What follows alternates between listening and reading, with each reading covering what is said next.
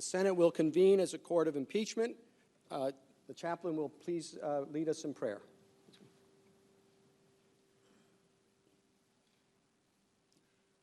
Let us pray. Almighty God, as we resume this impeachment trial, let your will be done. Enlighten our senators as you show them your will. Lord, guide them with your wisdom, supporting them with your power. In spite of disagreements, may they strive for civility and respect. May they respect the right of the opposing side to differ regarding convictions and conclusions. Give them the wisdom to distinguish between facts and opinions without lambasting the messengers. We pray in your strong name. Amen. In reciting the Pledge of Allegiance to the flag. I pledge allegiance to the flag of the United States of America and to the republic for which it stands, one nation under God, indivisible, with liberty and justice for all. The senators, please be seated.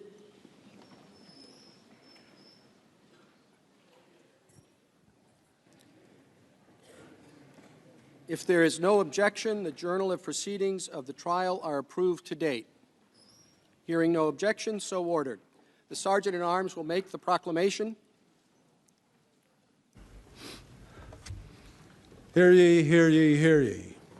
All persons are commanded to keep silent on pain of imprisonment while the Senate of the United States is sitting in a trial of the articles of impeachment exhibited by the House of Representatives against Donald John Trump, President of the United States.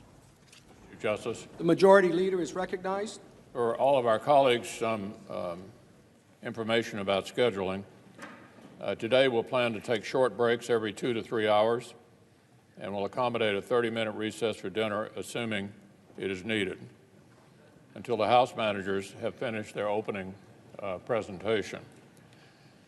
For scheduling purposes, we've organized tomorrow's session to convene at 10 a.m. and run for several hours as the President's Council begins their presentation. Pursuant to the provisions of Senate Resolution 483, the managers for the House of Representatives have 7 hours and 53 minutes remaining to make the presentation of their case. The Senate will now hear you.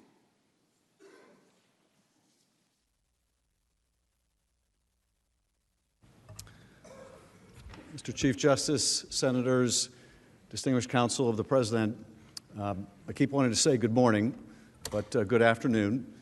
I just wanted to give a very brief orientation to the argument you'll hear today. We will begin with Jason Crow, who was talking about the conditionality of the military assistance. This is the latter part, although not the end of the argumentation on the application of the Constitution and law as it respects Article 1, the abuse of power.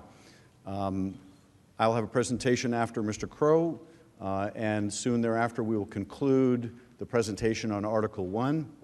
We'll then begin the presentation on Article 2, once again applying the Constitution and law to the facts on the President's obstruction of Congress. We will then have some concluding thoughts and then turn it over to the President's Counsel. And that is what you should expect for the day. And with that, I will now yield to Mr. Crow of Colorado.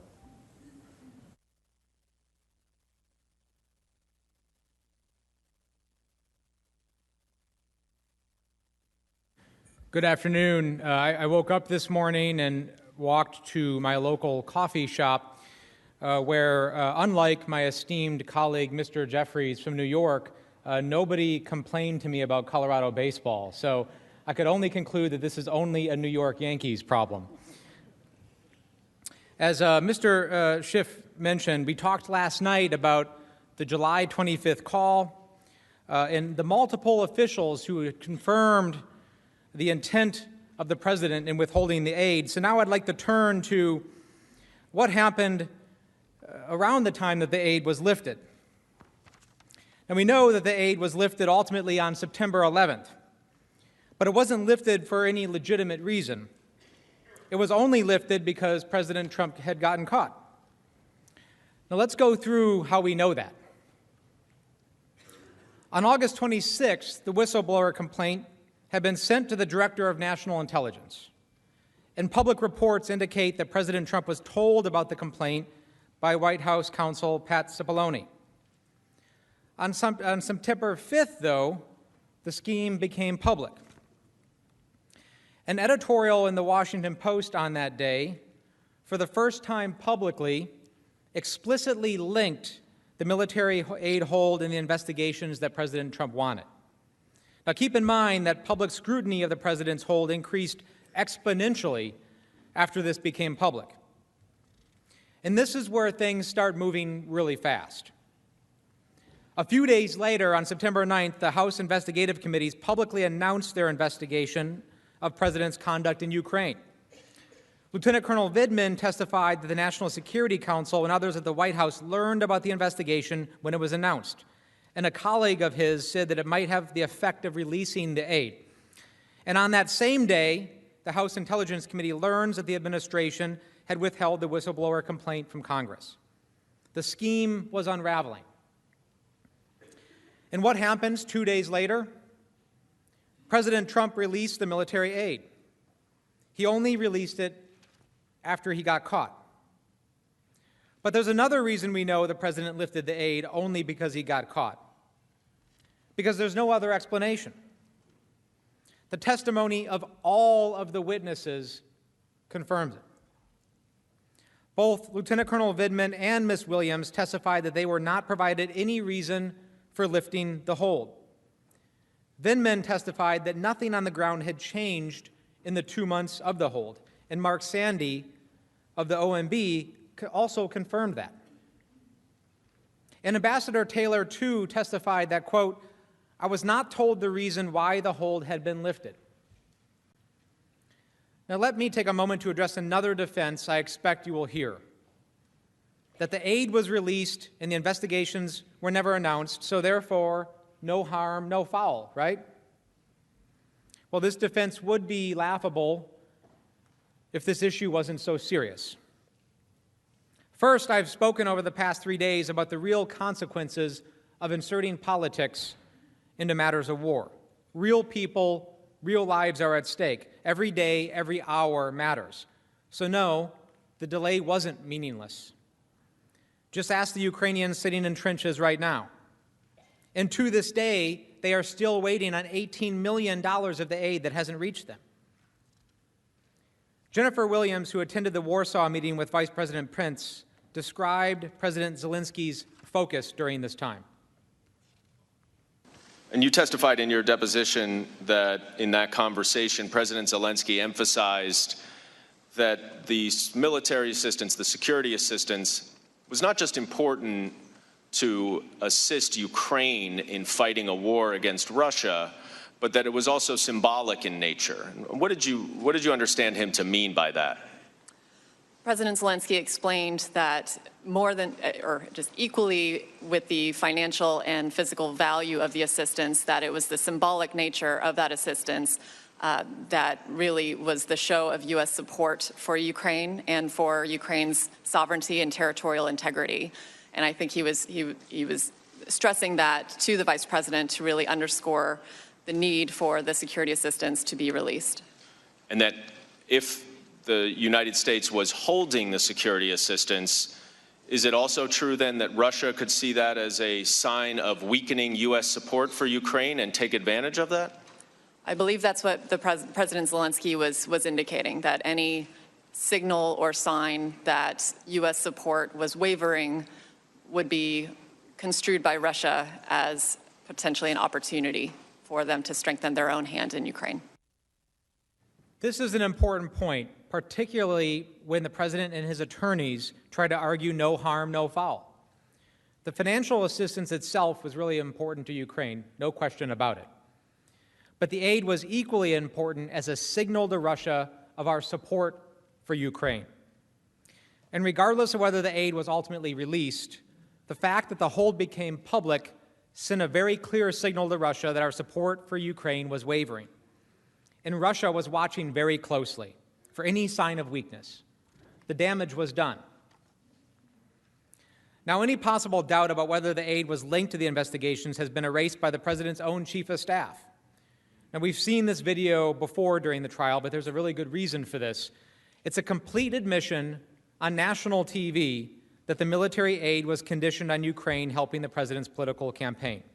Here, once again, is what Mulvaney said. Did he also mention to me in the past the corruption related to the DNC server? Absolutely. No question about that. But that's it. And that's why we held up the money. And when pressed that he had just confessed to the very quid pro quo that President Trump had been denying, Mulvaney doubled down. But to be clear, what you just described is a quid pro quo. It is funding will not flow unless the investigation into the Democratic server happen as well. We do that all the time with foreign policy. If you read the news reports and you believe them, what did McKinney say yesterday? Well, McKinney said yesterday that he was really upset with the political influence in foreign policy. That was one of the reasons he was so upset about this. And I have news for everybody. Get over it. There's going to be political influence in foreign policy. I'm talking to Mr. Now remember, at the time he made these statements, Mulvaney was both the head of OMB and the acting chief of staff at the White House. He knew about all of the legal concerns. He also knew about the president's so-called drug deal, as Ambassador Bolton called it. He knew exactly what was going on in the Oval Office and how OMB implemented the president's illegal order to hold the aid. Mulvaney confirmed why the president ordered the hold. It was not to develop further policy to counter Russian aggression. It was not to convince the Ukrainians to implement additional anti-corruption reforms, and it was not to pressure our allies to give more to Ukraine. Now, since we won't have an opportunity to respond to the president's presentation, I'm going to take a minute to respond to some of the arguments that I expect them to make. You will notice, I'm sure, that they will ignore significant portions of the evidence while trying to cherry-pick individual statements here and there to manufacture defenses. But don't be fooled. One defense you may hear is that the aid was held up to allow for a policy review. This is what the administration told the GAO at one point. But the evidence shows the opposite. The evidence shows that the administration didn't conduct a review at any time after the president ordered the hold. Laura Cooper was not aware of any review of the funding conducted by DOD in July, August, or September. And similarly, George Kent testified that the State Department did not conduct and was never asked to conduct a review of funding administered by the State Department. In fact, on May 23rd, the anti-corruption review was complete and DOD certified to Congress that Ukraine had complied with all of the conditions and that the remaining half of the aid should be released. This was confirmed by the June 18th press release announcing the release or announcing the funding. And do you remember the fictitious, quote-unquote, interagency review process? Well, that was made up, too. So no review was necessary because it had already been done. Next, the President's counsel keeps saying this was about corruption in Ukraine. President Trump was not concerned with fighting corruption. It's difficult to even say that with a straight face. The President never mentioned corruption on either call with President Zelensky. But let's go through the evidence. As we just discussed, DOD had already completed a review and concluded that Ukraine had, quote, made sufficient progress in meeting defense reform and anti-corruption goals consistent with the National Defense Authorization Act in order to receive the funds. And in fact, Mark Sandy, who was not at that meeting but who was initially responsible for approving the hold, said he had never heard corruption as a reason for the hold in all of the discussions he had about it. Similar to the anti-corruption argument, there is simply no evidence to support the president's after-the-fact argument that he was concerned about burden sharing. Now, that's other countries also contributing to Ukraine. I imagine the president may cite the emails in June about what other countries provided to Ukraine, the reference to other countries' contributions in the July 25th call, and testimony from Sandy about a request for information about what other European countries give to Ukraine. But there is simply no evidence that ties the concern to his decision to hold the funding. First, let's actually look at the contributions of European countries to Ukraine. There's a slide in front of you. It shows that other European countries have significantly contributed to Ukraine since 2014, and the European Union in total has given far more than the U.S. The EU is the single largest donor to Ukraine, having provided over $16 billion in grants and loans.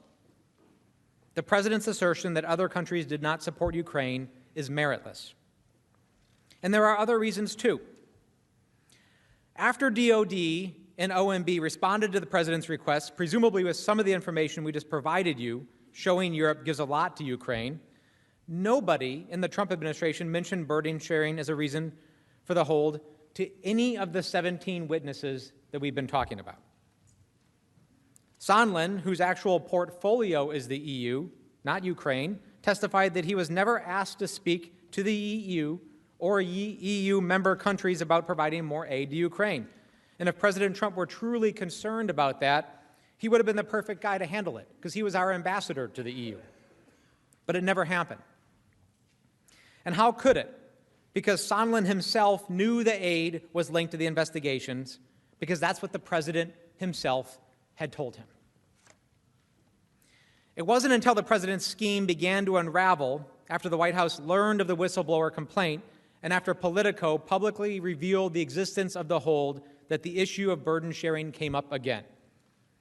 If the president's concern were genuinely about burden sharing, he never made any public statements about it, never ordered a review of burden sharing, and never ordered his officials to push Europe to increase their contributions. And then he released the aid without any changes in Europe's contributions. This last point is important. You know the president's purported concern about burden sharing rings hollow because the aid was released after the president got caught, not because the EU or any European country made any new contributions. As Lieutenant Colonel Vindman testified, the facts on the ground had not changed.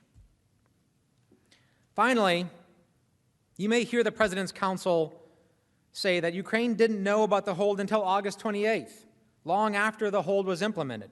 So therefore, they could not have felt pressured. But this makes no sense. First, they found out about it long before August 28th. Multiple witnesses testified that the Ukrainians showed, quote, impressive diplomatic tradecraft in learning quickly about the hold. And of course, they would know.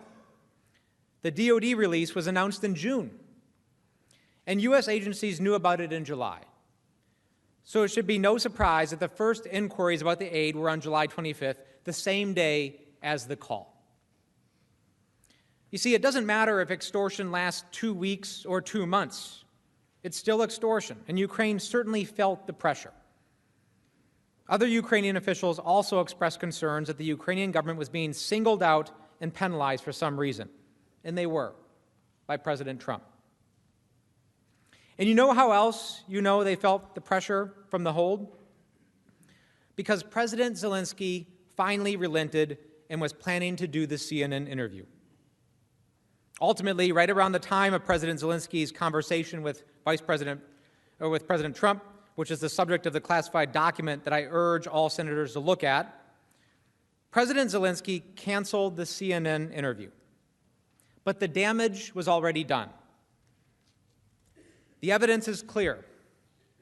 The question for you is whether it's okay for the president to withhold taxpayer money, aid for our ally, our friend at war, for a personal political benefit.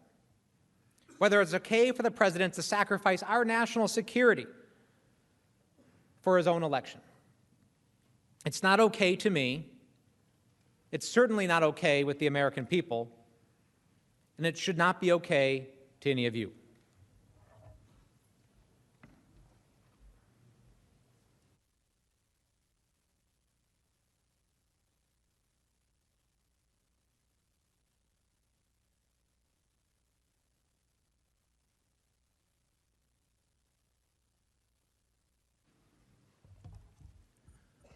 Mr. Chief Justice, distinguished members of the Senate, President's Council, the American people, once again, we are gathered here not as Democrats or Republicans, not as the left or the right, not as progressives or conservatives, but as Americans, doing our constitutional duty during this moment of presidential accountability.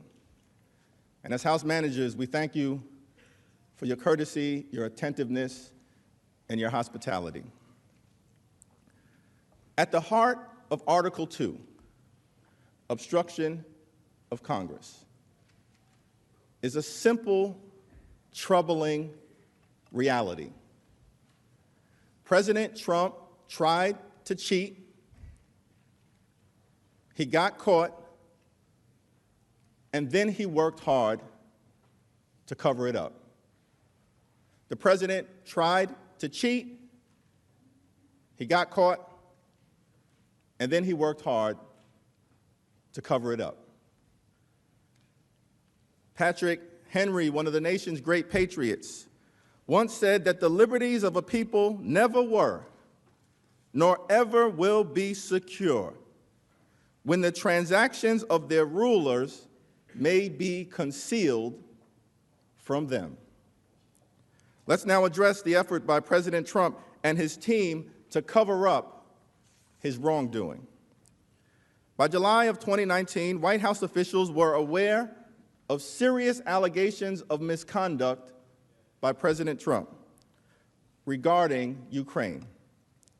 But instead of halting the president's corrupt scheme, they worked overtime to conceal it from the American people. As additional evidence of the president's wrongdoing mounted, White House lawyers redoubled their efforts to prevent Congress and the American people from learning of the president's misconduct.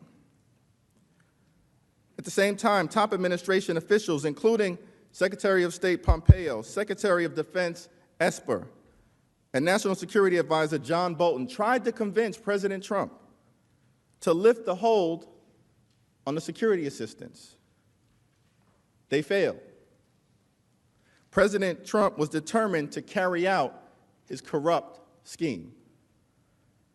The military and security aid was only released on September 11th, after the hold became public, after the House launched an investigation, and after Congress learned about the existence of a whistleblower complaint. The $391 million in security aid was only released because President Trump was caught red-handed. The actions of President Trump and high-level White House officials allowed his abuse of power to continue beyond the watchful eye of Congress and, most importantly, the American people. As we have discussed at length, on July 10th, Ambassador Sondland told the Ukrainians and other U.S. officials that he had a deal with Acting Chief of Staff Mick Mulvaney to schedule the White House meeting President Zelensky wanted if the new Ukrainian leader committed to the phony investigations that President Trump sought. As you've seen in testimony shown during this trial, following that meeting, National Security Council officials Dr. Fiona Hill and Lieutenant Colonel Alexander Vindman immediately reported this information to John Eisenberg, the legal advisor for the National Security Council and a deputy counsel to the president.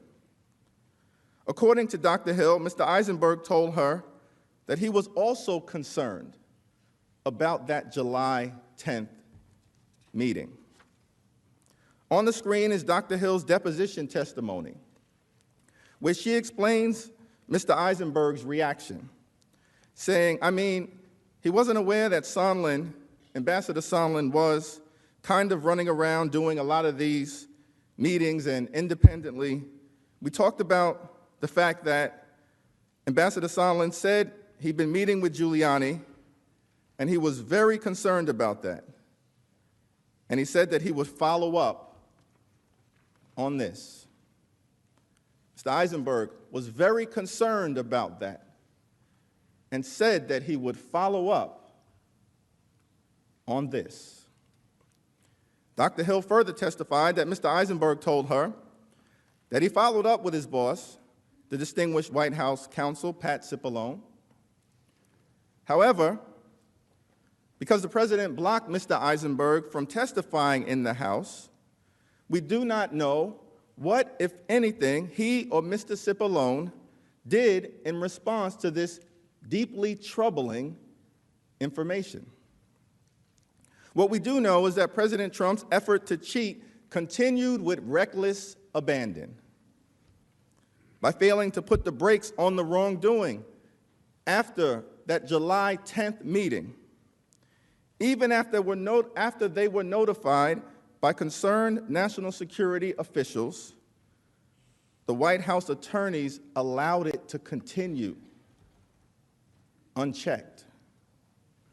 Right around the same time that the July 10th meetings at the White House took place, the Office of Management and Budget began executing President Trump's illegal order to withhold all security assistance from Ukraine.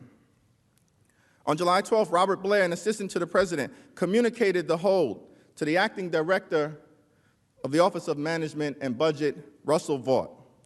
On July 18th, an Office of Management and Budget official communicated the hold to other executive branch agencies, including the Department of State and the Department of Defense. And a week later, on July 25th, President Trump had his imperfect telephone call with President Zelensky and directly pressured the Ukrainian leader to commence phony political investigations as part of his effort to cheat and solicit foreign interference in the 2020 election. The July 25th call marked an important turning point.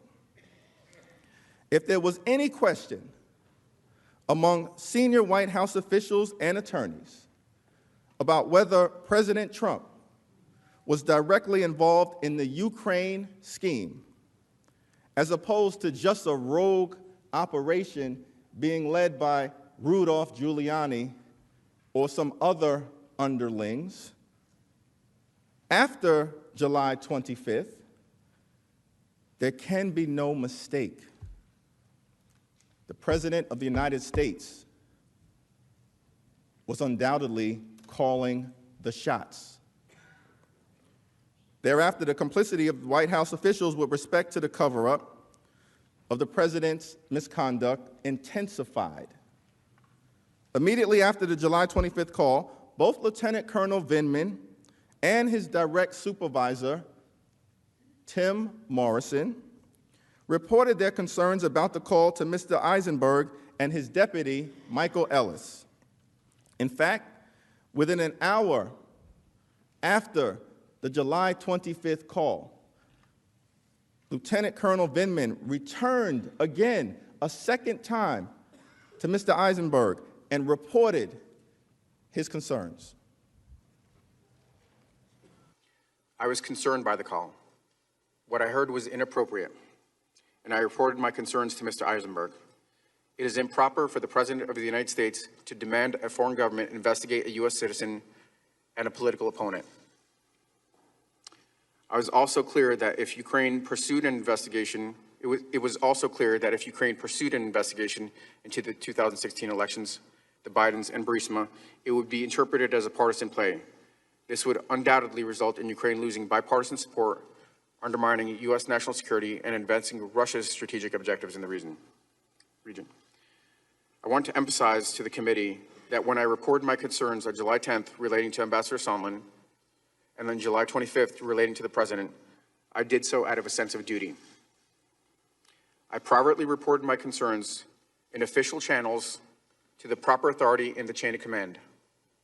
My intent was to raise these concerns because they had significant national security implications for our country. I never thought that I'd be sitting here testifying in front of this committee and the American public about my actions. When I reported my concerns, my only thought was to act properly and to carry out my duty. Timothy Morrison, the National Security Council Senior Director for Europe and Russia, also reported the call to Mr. Eisenberg and asked him to review the call, which he feared would be damaging if leaked. Now, Mr. Morrison, shortly after you heard the July 25th call, you testified that you alerted the NSC legal advisor, John Eisenberg, pretty much right away. Is that right? Correct. And you indicated in your opening statement, or at least from your deposition, that you went to Mr. Eisenberg out of concern over the potential political fallout if the call record became public and not because you thought it was illegal. Is that right? Correct. But you would agree, right, that asking a foreign government to investigate a domestic political rival is inappropriate, would you not? It's not what we recommended the President discuss. The July 25th call was at least the second time that National Security Council officials had reported concerns about President Trump's pressure campaign to White House lawyers. The second time, who now clearly understood the gravity of the ongoing misconduct.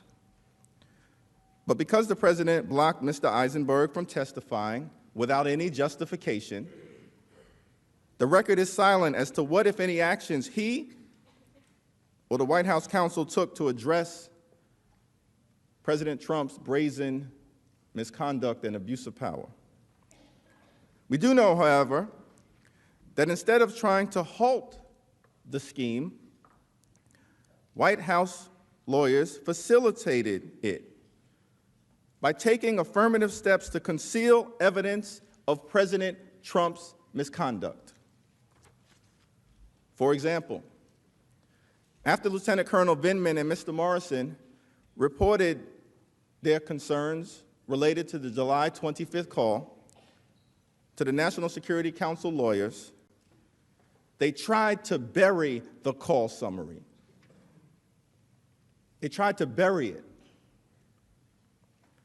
Lieutenant Colonel Vindman testified that the National Security Council lawyers believed it was, quote, appropriate to restrict access to the call summary for the purpose of the leaks and to preserve the integrity of the transcript.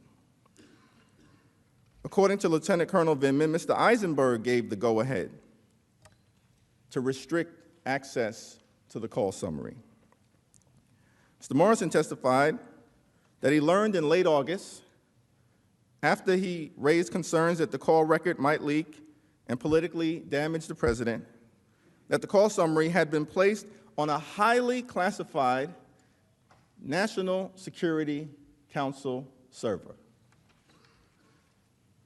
The call record was placed on a server that is reserved for America's most sensitive national security secrets and covert operations, not routine calls with foreign leaders.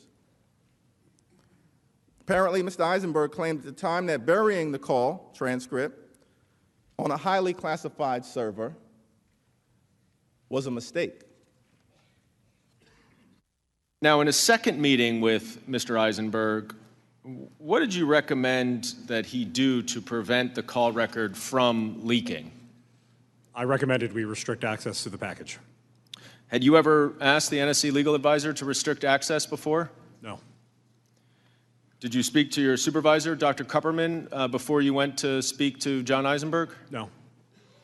Did you subsequently learn that the call record had been put in a highly classified system? I did. And what reason did Mr. Eisenberg give you for why the call record was put in the highly classified system? It was a mistake. He said it was just a mistake? It was an administrative error. In Mr. Morrison's view, the July 25th call record did not meet the requirements to be placed on a highly classified server. At his deposition, Mr. Morrison testified that the call record was placed on the server by mistake. However, even after this alleged mistake was uncovered,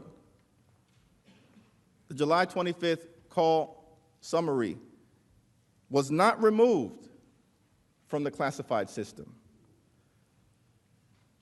because someone was trying to hide it. It was not until the launch of the House impeachment inquiry in late September and after intense public pressure that the rough transcript of the July 25th call was released. Again, because Mr. Eisenberg and Mr. Ellis refused to testify in the House.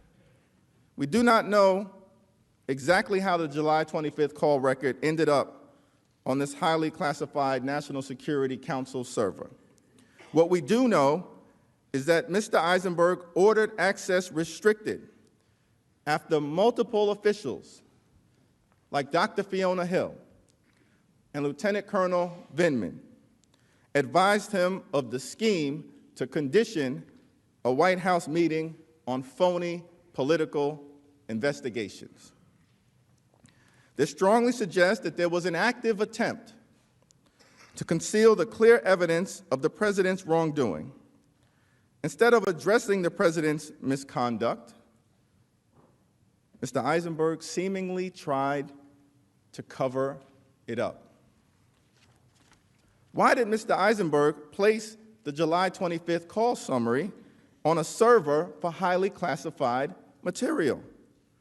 Did anyone senior to Mr. Eisenberg direct him to hide the call record? Why did the call record remain on the classified server even after the so-called error was discovered?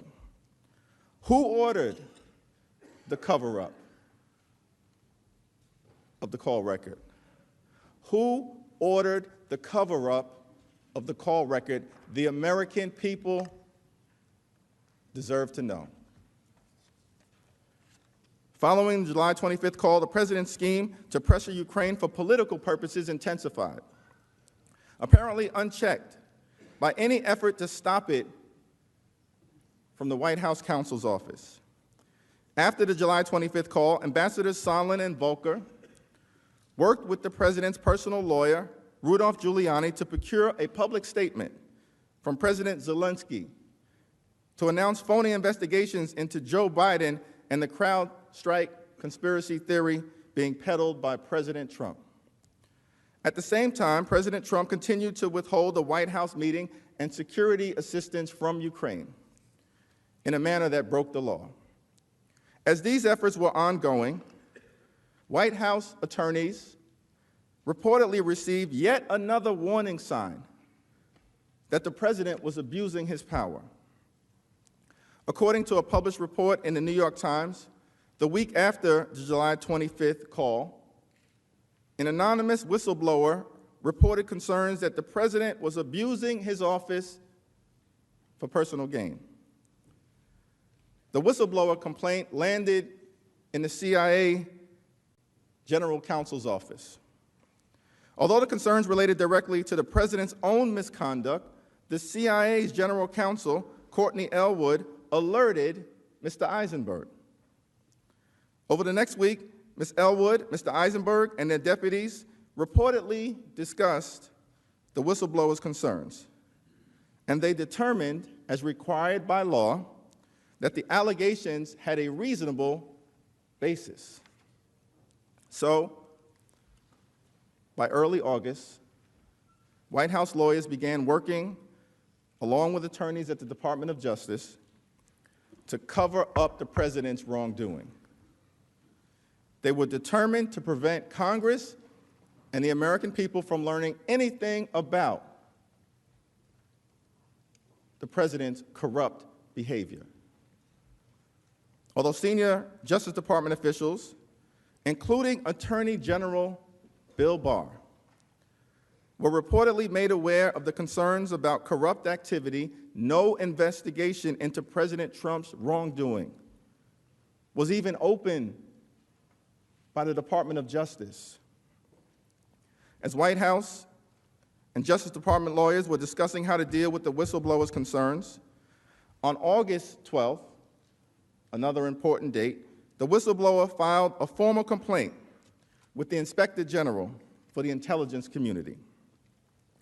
In accordance with federal law, on August 26th, the Inspector General transmitted the whistleblower complaint to the Acting Director of National Intelligence, Joseph McGuire, along with the Inspector General's preliminary conclusion that the complaint was both credible and related to a matter of urgent concern.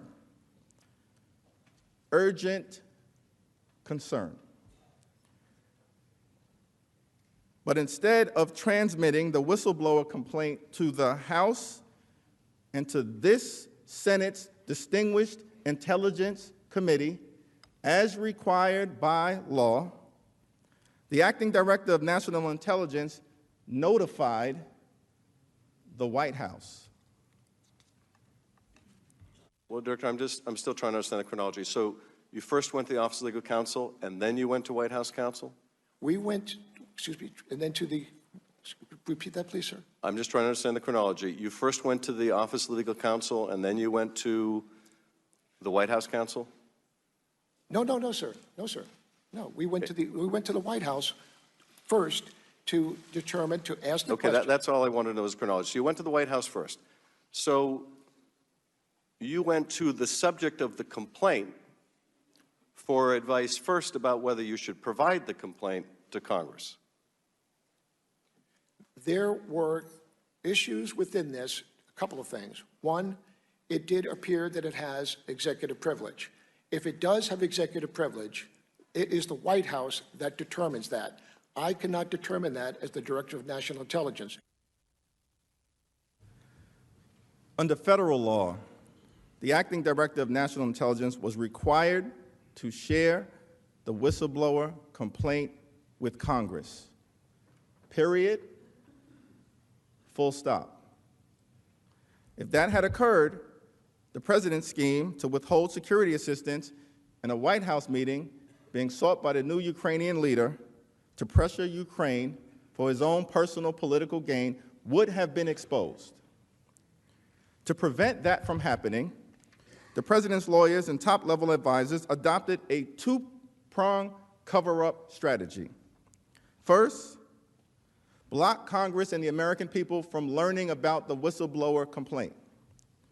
Second, try to convince President Trump to lift the hold on the security assistance before anyone can find out about it and use that evidence against him.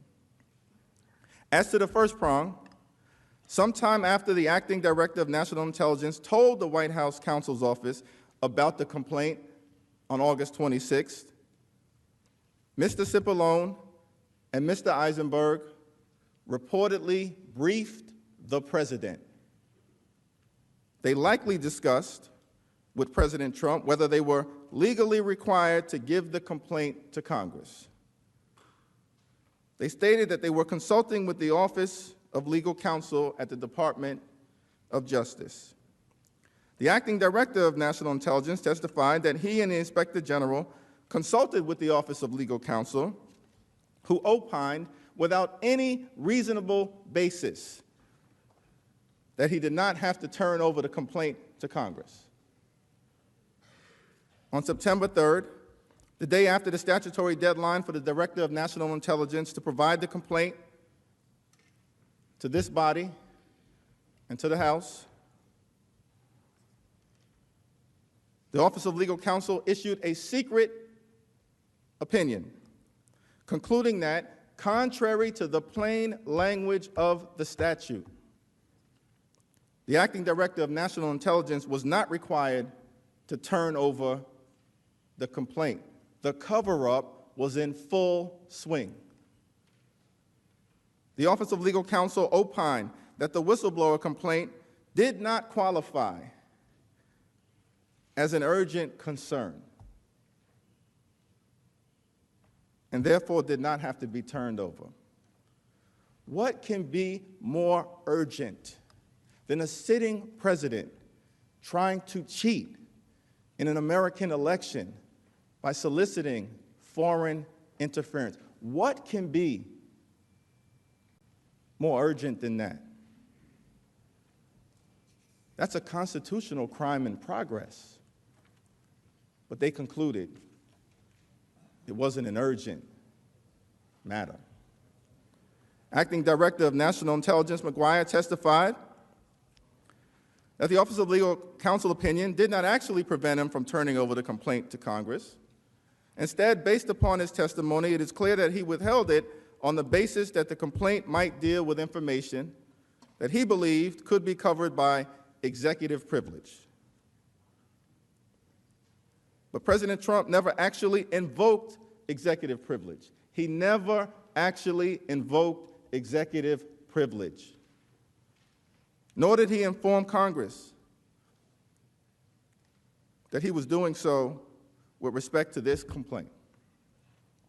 Instead, the White House secretly instructed the acting Director of National Intelligence to withhold the complaint based on the mere possibility that executive privilege could be invoked.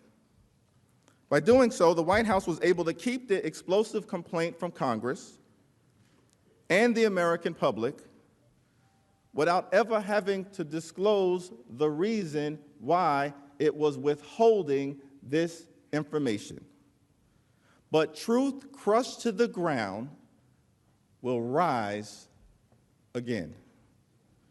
There's a toxic mess at 1600 Pennsylvania Avenue, and I humbly suggest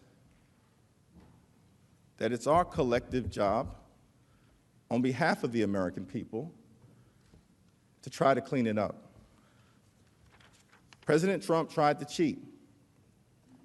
He got caught. And then he worked hard to cover it up. There have been many great presidents throughout the history of this republic, great Republican presidents and great Democratic presidents. Perhaps one of the greatest presidents is Abraham Lincoln. He once said that any man can handle adversity, but if you want to test a man's character, give him some power. America is a great nation. We can handle adversity better than any other country in the world. Whenever America has found itself in a tough spot, we always make it to the other side. We were in a tough spot during the Civil War, when America was at risk of tearing itself apart, but we made it to the other side. A tough spot in October of 1929, when the stock market collapsed, plunging us into the Great Depression, but we made it to the other side. We were in a tough spot in December of 1941, when a foreign power struck, plunging us into a great conflict with the evil empire of Nazi Germany, but America made it to the other side. We were in a tough spot in the 1960s, dealing with the inherent contradictions of Jim Crow, but we made it to the other side. We were in a tough spot on September 11th, when the towers were struck, and young men and women like Jason Crow were sent to Afghanistan to fight the terrorists there, so we didn't have to fight the terrorists here. And we made it to the other side. America is a great country. We can handle adversity better than any other nation in the world. But what are we going to do about our character. President Trump tried to cheat and solicit foreign interference in an American election. That is an attack on our character. President Trump abused his power and corrupted the highest office in the land. That is an attack on our character. President Trump tried to cover it all up and hide it from the American people and obstruct Congress. That's an extraordinary attack on our character. America is a great nation. We can handle adversity better than any other country in the world. But what are we going to do about our character?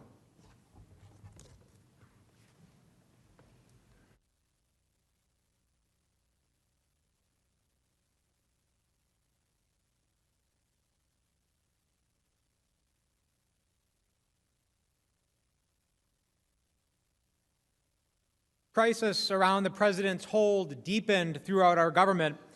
The president's own top advisors redoubled their efforts to lift the hold on military aid and stem the fallout in case it went public. And it did go public. On August 28th, Politico publicly reported that the president was withholding the military aid. And as you've heard, the public disclosure of the president's hold in late August caused deep alarm among Ukrainian officials. It also caused U.S. officials to redouble their efforts once again. At the end of August, Secretary of State Pompeo, Defense Secretary Esper, and Ambassador Bolton reportedly tried to convince President Trump to release the aid, but they failed. The president wanted the hold to remain. That prompted Duffy, the political appointee charged with implementing the hold, to send an email on August 30th to the DOD stating, and I quote, "Clear direction from POTUS to hold." Now, this is consistent with Laura Cooper's deposition testimony when she said that they were, quote, hopeful this whole time that Secretary Esper and Secretary Pompeo would be able to meet with the president and just explain to him why this was so important and get the funds released. But instead, the president held firm. And even as the president's own cabinet officials were trying to convince him to lift the hold, White House lawyers were receiving new reports about the president's abuse.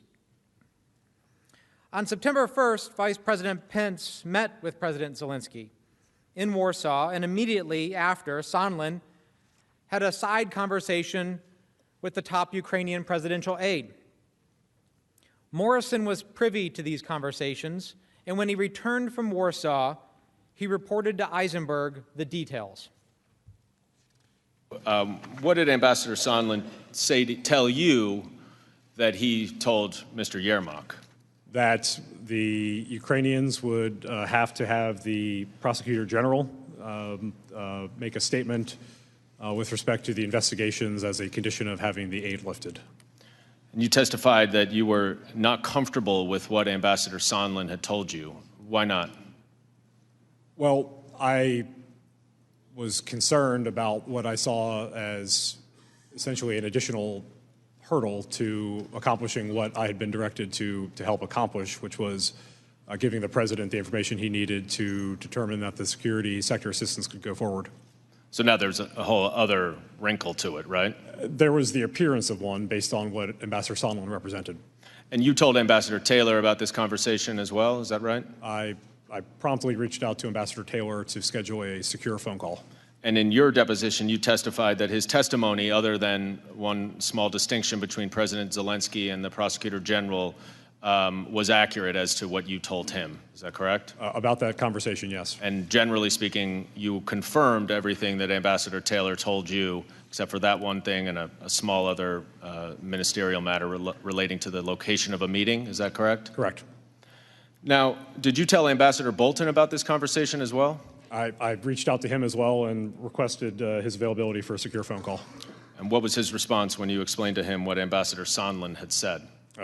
Tell the lawyers. Did you go tell the lawyers? When I returned to the States, yes. And did he explain to you why he wanted you to tell the lawyers? He did not.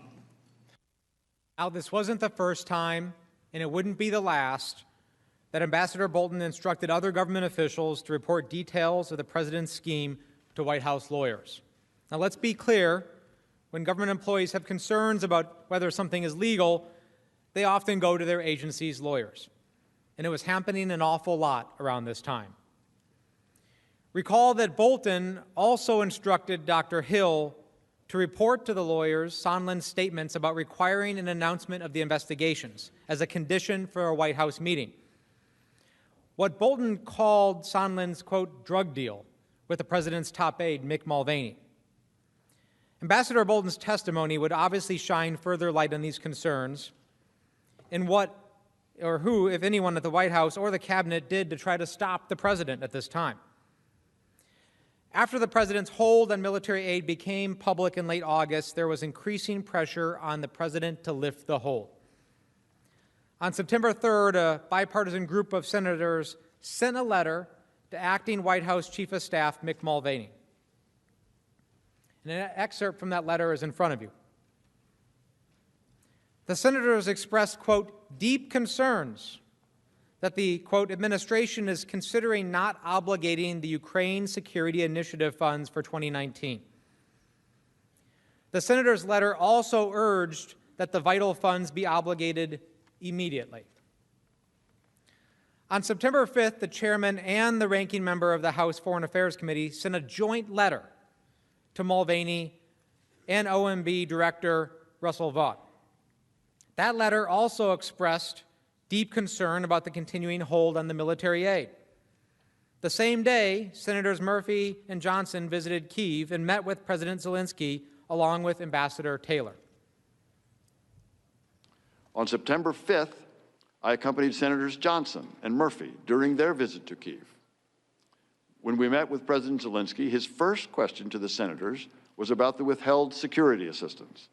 My recollection of the meeting is that both senators stressed that bipartisan support for Ukraine in Washington was Ukraine's most important strategic asset, and that President Zelensky should not jeopardize that bipartisan support by getting drawn into U.S. domestic politics.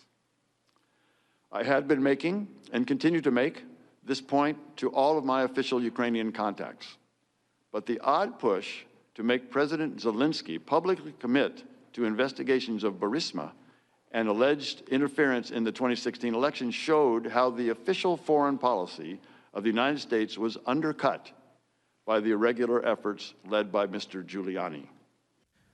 The senators sought to reassure President Zelensky that there was bipartisan support in Congress for providing the military aid. Also on September 5th, the Washington Post editorial board reported concerns that President Trump was withholding the aid, and a meeting to force President Zelensky to announce investigations to benefit his personal political campaign. The editors wrote, quote, "We're reliably told that the president has a second and more venal agenda. He is attempting to force Mr. Zelensky to intervene in the 2020 U.S. presidential election by launching an investigation of the leading Democratic candidate, Joe Biden. Mr. Trump is not just soliciting Ukraine's help with his presidential campaign, he is using U.S. military aid the country desperately needs in an attempt to extort it," end quote. Despite these efforts to get the president to lift the hold, in the now public discussion about the president's abuse of power, the scheme continued. 2 days later, on September 7th, Morrison went back to White House lawyers to report additional details he had learned from Ambassador Sondland about the president's scheme, again, at the direction of Ambassador Bolton. Now, a few days later, on September 7th, you spoke again to Ambassador Sondland, who told you that he had just gotten off the phone with President Trump. Isn't that right? That sounds correct, yes. What did Ambassador Sondland tell you that President Trump said to him? If I recall this conversation correctly, this was where Ambassador Sondland related that there was no quid pro quo, but President Zelensky had to make the statement and that he had to want to do it. And by that point, did you understand that the statement related to the Biden and 2016 investigations? I think I did, yes. And that was essentially a condition for the security assistance to be released? I understood that that's what Ambassador Sondland believed. After speaking with President Trump? That's what he represented. Now, you testified that hearing this information gave you a sinking feeling. Why was that? Well, I believe if we're on September 7, the end of the fiscal year, September 30th, these are one-year dollars, the DOD and the Department of State funds. So we only had so much time, and in fact, because Congress imposed a 15-day notification requirement on the State Department funds, September 7th, September 30th, that really means September 15th, in order to secure a decision from the President to allow the funds to go forward. Did you tell Ambassador Bolton about this conversation as well? I did, yes. And what did he say to you? He said to tell the lawyers. And why did he say to tell the lawyers? He did not explain his direction. Again, tell the lawyers. Ambassador Sondland's call with President Trump on September 7th also prompted deep concern by Ambassador Taylor, which you've already heard about. On September 8th and 9th, Ambassador Taylor exchanged WhatsApp messages with Ambassadors Sondland and Volker describing his, quote, nightmare scenario, that, quote, they give the interview and don't get the security assistance. As he then goes on to say, quote, the Russians love it and I quit. After the hold on the military aid became public, the White House took two actions in early September. First, the White House and the Justice Department ensured that the acting DNI continued to withhold the whistleblower complaint from Congress in clear violation of the law. And second, the White House attempted to create a cover story for the president's withholding of the assistance, approximately 2 months after President Trump had ordered the freeze. Mark Sandy received an email from his boss, Michael Duffy, that for the first time gave a reason for the hold. Sandy testified that in early September, he received an email from Duffy, quote, that attributed the hold to the president's concern about other countries not contributing more to Ukraine. Again, after months of scrambling, this was the first time any reason had been provided for the hold.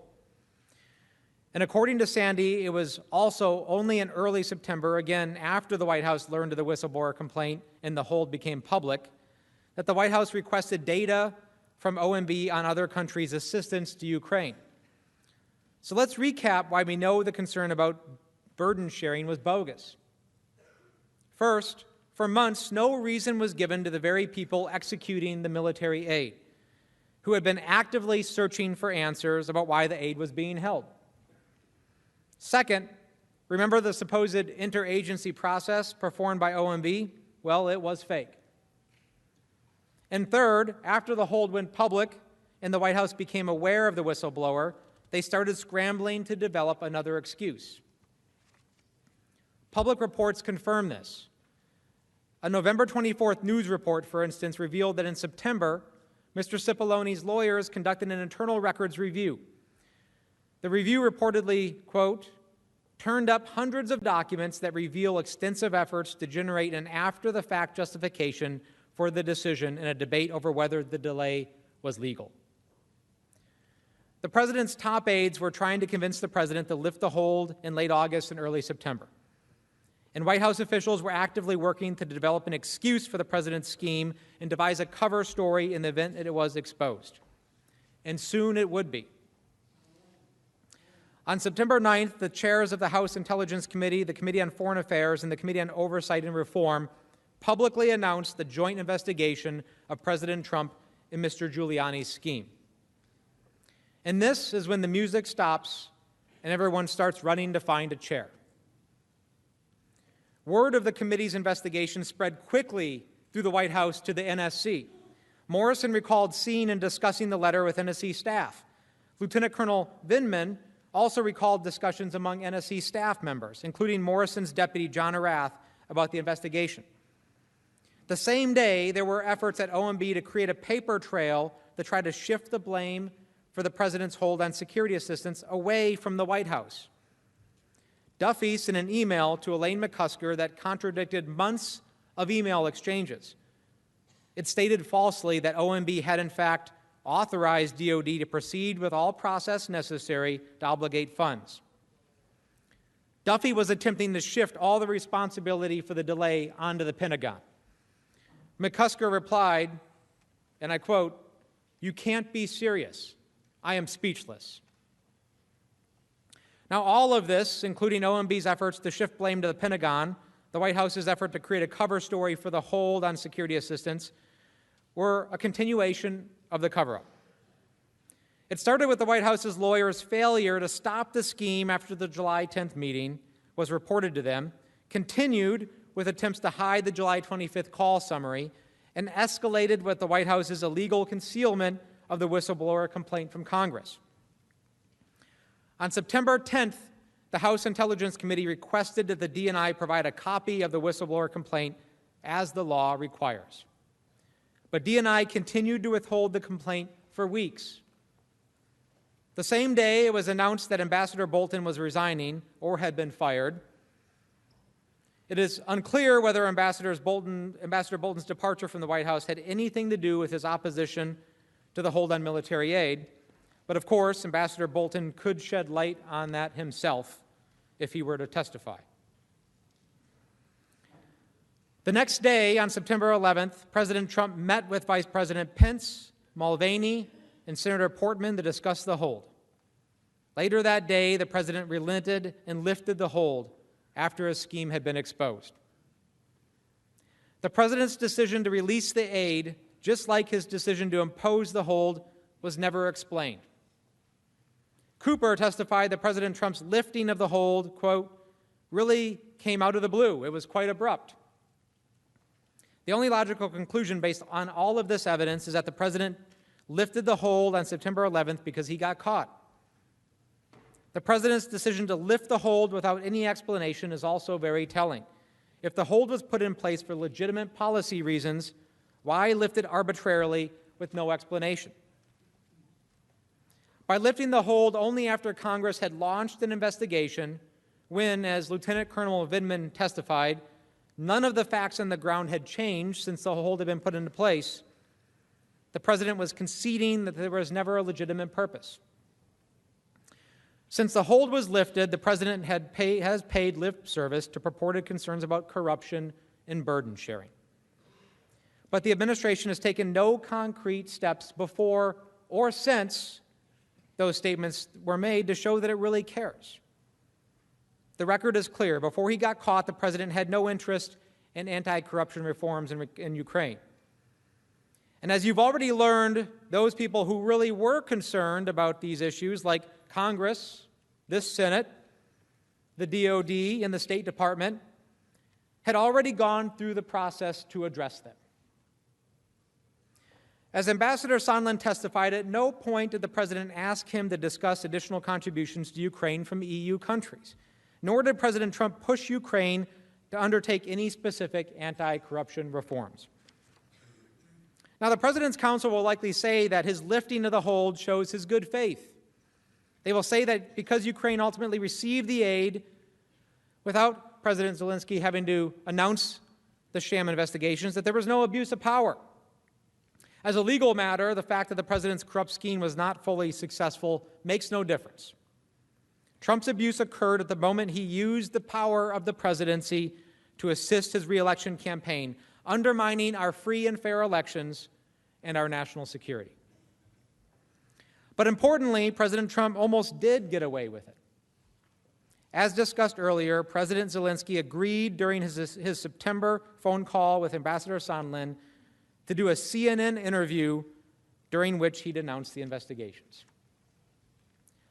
On September 12th, Ambassador Taylor personally informed President Zelensky and the Ukrainian foreign minister that President Trump's hold on military assistance had been lifted. And on September 13th, Ambassador Taylor and David Holmes met with President Zelensky and his advisors and urged them not to go forward with the CNN interview. It was not until September 18th and 19th, around the time that President Zelensky spoke with Vice President Pence, that the Ukrainians finally canceled the CNN interview. The president has also repeatedly pointed to President Zelensky's public statements that he did not feel pressured by Trump. Not only unsurprising, it's also irrelevant. The question is whether President Trump used the power of the presidency to coerce President Zelensky into helping him win a political campaign. But we know that President Zelensky was pressured. He kept delaying and delaying because he did not want to be a pawn in U.S. domestic politics. In fact, President Zelensky remains under pressure to this day. As Holmes testified, there are still things the Ukrainians want and need from the United States, including a meeting with the president in the Oval Office, which has still not been scheduled. And yes, Ukraine remains at war and needs U.S. military aid, including aid that is still delayed from last year. For these reasons, Mr. Holmes explained, quote, I think the Ukrainians are being very careful. They still need us now going forward. In fact, right now, President Zelensky is trying to arrange a summit meeting with President Putin in the coming weeks, his first face-to-face meeting with him to try to advance the peace process. He needs our support. He needs President Putin to understand that America supports Zelensky at the highest levels. So this doesn't end with the lifting of the security assistance hold. Ukraine still needs us, and as I said, still fighting this war this very day. When President Trump, for his own personal political gain, asked for a favor from President Zelensky, he did exactly what the framers feared most. He invited the influence of a foreign power into our elections. He used the power of his office to secure that advantage and jeopardized our national security. Yet President Trump maintains that he was always in the right and that his July 25th call with President Zelensky was perfect. President Trump has made it clear that he believes he is free to use his powers the same way, to the same ends, whenever and wherever he pleases. And even more troubling, he's even doubling down on his abuse, inviting other countries to interfere in our elections. What does all of this tell you? It tells you that Ambassador Sondland was correct when he told Holmes after hanging up with President Trump on July 26th that the president doesn't care about Ukraine. He only cares about the, quote, big stuff, meaning stuff that helps him personally. The bottom line is that the president used the powers of his office for personal political gain. He did so knowingly, deliberately, and repeatedly. And his misconduct continues to this day.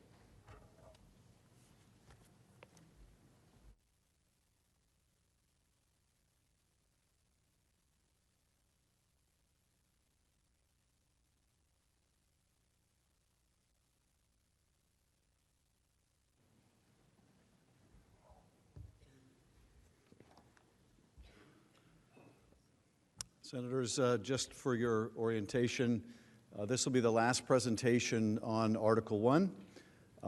And Mr. Leader, I think at the conclusion of this presentation will be a logical point to take a break. This last section on Article 1 deals with the injury to our national interest and our national security. When President Trump used Ukraine's leader for a political favor and withheld critical military aid to an ally in exchange for that favor, he did exactly what our framers feared most. He invited foreign interference in our elections and sold out our country's security for his personal benefit and betrayed the nation's trust to a foreign power. The president's scheme to pressure Ukraine to do his political dirty work harmed our national security undermined our free and fair elections, and even today, threatens the very foundation of our democracy. When the president argues that his call was perfect, that he did nothing wrong, what he's really saying is that there's nothing wrong with the president asking a foreign government to do a personal favor, that there's nothing wrong with the president pressuring that foreign country to interfere in our elections for his personal benefit, that there's nothing wrong with withholding congressionally appropriated, taxpayer-funded military assistance to that foreign country to extort that country to help the president cheat to win an election. But there are a great many things wrong with that. Most significant for the purposes that bring us here today, the Constitution does not permit it. And the Constitution does not permit it because that conduct is the quintessential abuse of power, the use of official power for personal gain, putting personal interest over the national interest, and placing personal benefits over our nation's security. The president's conduct that we outlined yesterday harmed our national security. That is without a doubt. It endangered our elections, and it sent our country on a dangerous path that, if left unchecked, will cause irrevocable damage to the balance of power contemplated in our Constitution. If someone sacrifices the national interest in favor of his own and is not removed from office, our democracy is in jeopardy. It's just that simple. The grave consequences of President Trump's misconduct demand our attention. Let me take these issues in turn, beginning with this harm to national security. First, the president's abuse of power had immediate consequences to our security. Ukraine is a burgeoning democracy entangled in a hot war with Russia. By withholding military aid, President Trump not only denied Ukraine much-needed military equipment, but also weakened Ukraine's position in negotiations over the end of the war with Russia. Because of President Trump's corrupt actions, Vladimir Putin was emboldened at a pivotal moment ahead of those sensitive negotiations to attempt to end the war. And emboldened Russia is a threat to the United States and global security around the world. The president's willingness to put himself over country undercut our European allies' confidence in America's commitment to deterring Russian aggression. And it signaled to adversaries and friends alike that the President of the United States, the most powerful man in the world, our commander-in-chief, could be influenced by manipulating his perception of what was best for his personal interests. Now, I have no doubt that the Russians and probably every other nation that has the capacity does a psychological profile of the President of the United States, as we profile other leaders. If a president can be so easily manipulated to disbelieve his own intelligence agencies, to accept the propaganda of the Kremlin, that is a threat to our national security. And that is just what has happened here. But that's not all. President Trump's willingness to entangle our foreign allies in a corrupt political errand also undermined the credibility of Americans to promote the rule of law and fight corruption abroad. This is Trump first, not American first, not American ideals first. And the result has and will continue to be grave harm to our nation if this chamber does not stand up and say it is wrong. If you do not stand up and say this is not only wrong, not only unacceptable, but conduct incompatible with the office of the presidency. And if it really is incompatible with the office of the presidency, if you cannot faithfully execute that responsibility, if you cannot bring yourself to put your nation's interests ahead of your own, it must be impeachable, or the nation remains at risk. Let's consider the big picture here. and probably a question many people around the country are asking. Why does Ukraine matter to the United States? Why does Ukraine matter to the United States? Because we're talking about a small country that many people know very little about. Well, this small country, this ally of ours, is a country hungry for reform and eager for a stronger relation with its most powerful, important ally, the United States. And we're talking about ourselves and what it means to the strength of our own democracy and democracies around the world when countries like Ukraine are fighting our fight against authoritarianism. At least that used to be our fight. And God help us if it's not our fight still. Russian President Putin declared the collapse of the Soviet Union to be the greatest geopolitical catastrophe of the 20th century. Ukraine's vote for independence in December 1991 was the final nail in the Soviet Union's coffin. That made Ukraine's greatest moment Putin's greatest tragedy. When it declared independence from Soviet domination, Ukraine inherited roughly 1,900 Soviet nuclear warheads, enough firepower to level every major American city several times over. 1,900 Soviet nuclear warheads. In exchange for Ukraine surrendering this arsenal, the United States, Russia, and the United Kingdom reached an understanding called the Budapest Memorandum of 1994.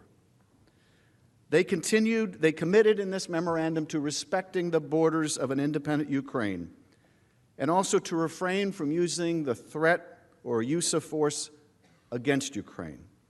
This was an early success of the post-Cold War period. Despite its commitment to respect Ukraine's independence, of course, Russia continued to meddle in Ukraine's affairs.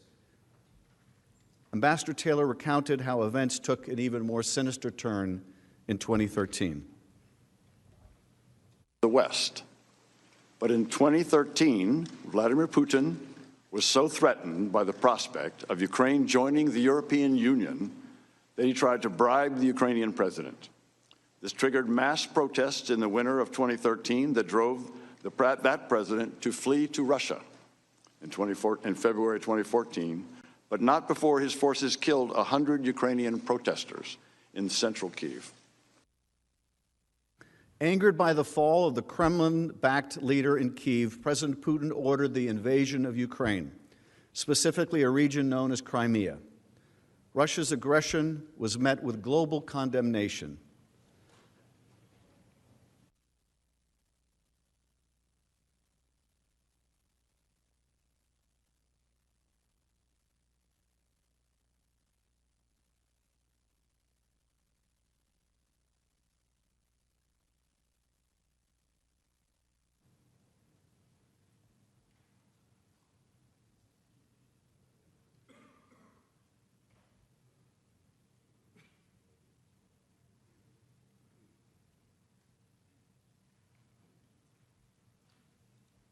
We lack the sound there, but you can see the images of that conflict on the screens before you. Deputy Assistant Secretary of Defense Laura Cooper testified as to the stakes for U.S. national security.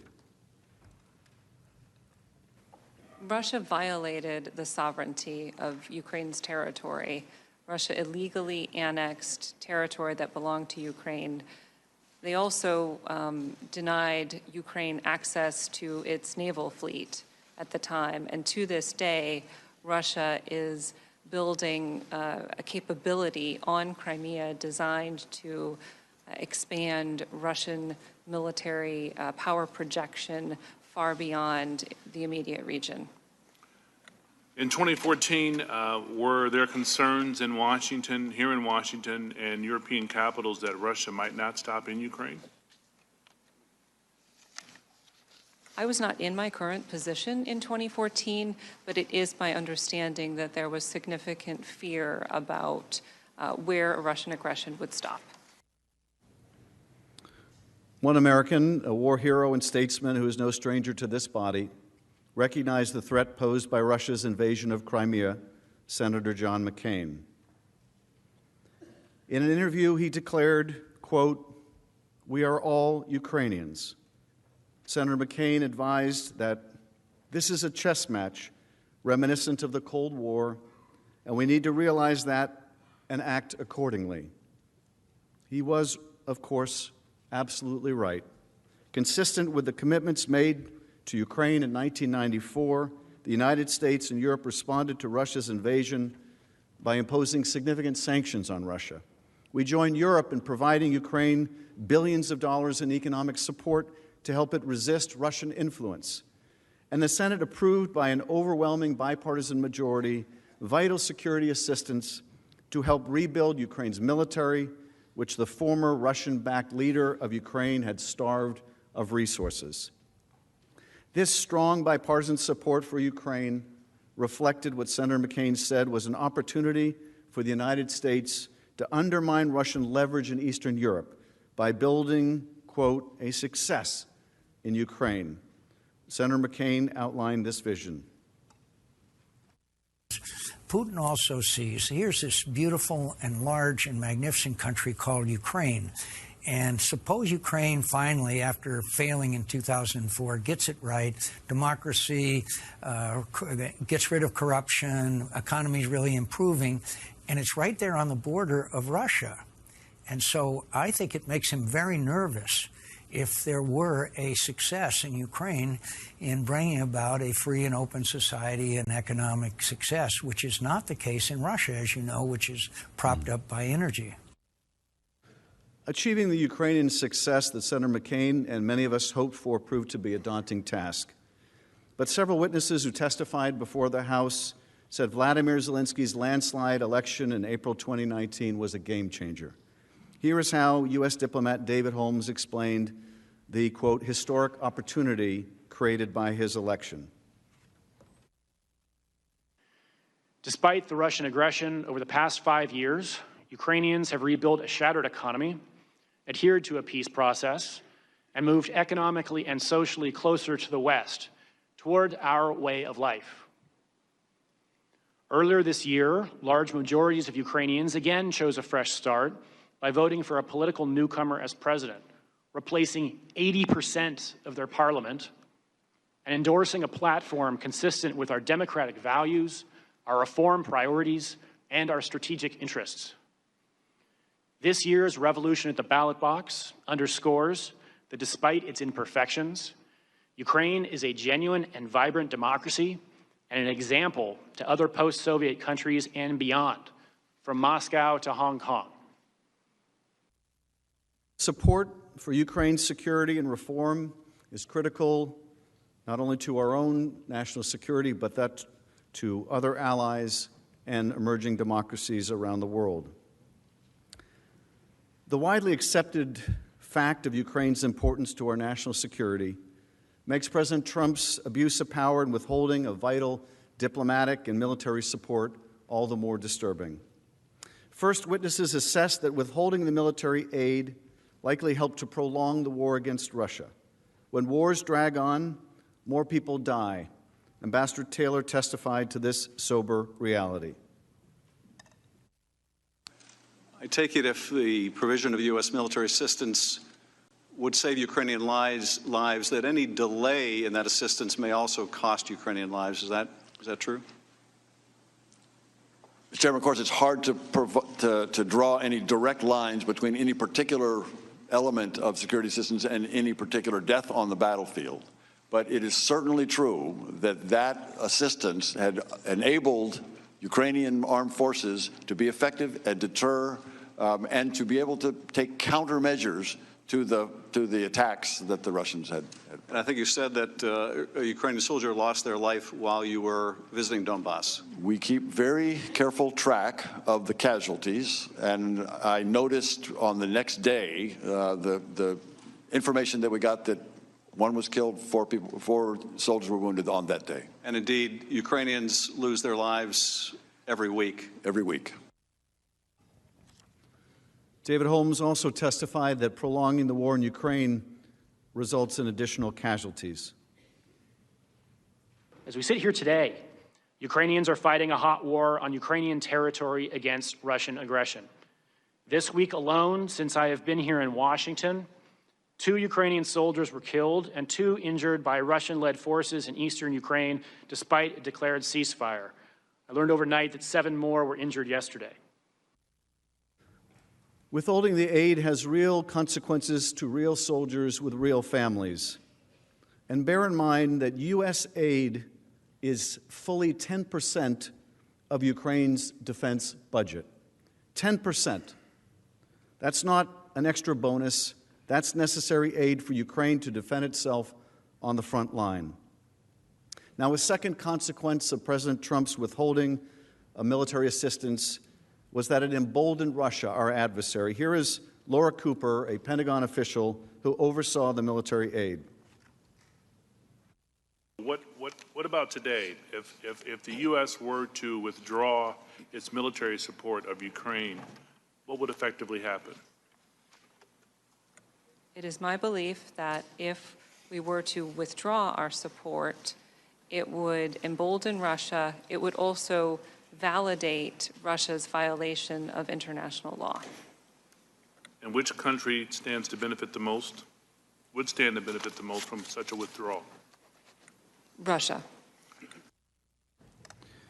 Russia was not only emboldened on the battlefield. Ambassador Taylor testified that President Trump's corrupt withholding of military assistance and his failure to host President Zelensky in the Oval Office was, quote, a sign of weakness to Moscow. And it harmed Ukraine's negotiating position even as recently as December 9, when Zelensky and Putin met to discuss the conflict in the East, shown in this photo. Ambassador Taylor explained, I think you also testified that Russia was watching closely to gauge the level of American support for the Ukrainian government. Why is that significant? This is significant, Mr. Chairman, because the Ukrainians, in particular under this new administration, are eager to end this war. And they are eager to end it in a way that the Russians leave their territory. These negotiations, like all negotiations, are difficult. Ukrainians would like to be able to negotiate from a position of strength, or at least more strength than they now have. Part of that strength, part of the ability of the Ukrainians to negotiate against the Russians, with the Russians for an end to the war in Donbass, depends on the United States and other international support. If we withdraw or suspend or threaten to withdraw our security assistance, that's a message to the Ukrainians, but it's at least as important, as your question indicates, Mr. Chairman, to the Russians, who are looking for any sign of weakness or any sign that we are withdrawing our support for Ukraine. And so when the Ukrainians learned of the suspension of the military aid, either privately or when others learned publicly, the Russians would be learning also. And they would take that as a lack of robust U.S. support for Ukraine. Is that right? That's correct, sir. And that would weaken Ukraine in negotiating an end to the war in Donbass. It would. Indeed, the aid doesn't just supply much-needed weapons to Ukraine. It is a symbol of support, a signal of strength, a signal of the backing of the United States. And withholding that aid, even for a period of time, undermined all of those things. President Trump's actions towards Ukraine also undercut worldwide confidence in the United States as a reliable security partner. Maintaining that confidence is crucial to the strength of our alliances in Europe, to deterring Russia, and ultimately protecting and projecting democracy around the world. The United States has roughly 68,000 troops stationed in Europe. They serve alongside troops from 28 other countries that comprise the North Atlantic Treaty Organization, or NATO. They are holding the line against further Russian aggression. It was U.S. leadership that led to the creation of NATO 70 years ago, as the Iron Curtain was descending across the heart of Europe. And it is American leadership that makes NATO work today. NATO is also affected because other countries, friends and foes alike, know that we are committed to our collective defense, that an attack against one nation is an attack against all of us. That principle deterred a Russian invasion of Europe during the Cold War. It's only been invoked once by NATO in the aftermath of the September 11th terrorist attacks. New York is a long way from the front lines with Russia, but our European allies stood with us after that dark day. They deployed tens of thousands of troops to Afghanistan and joined us in fighting the al-Qaeda terrorists who attacked the Twin Towers and the Pentagon.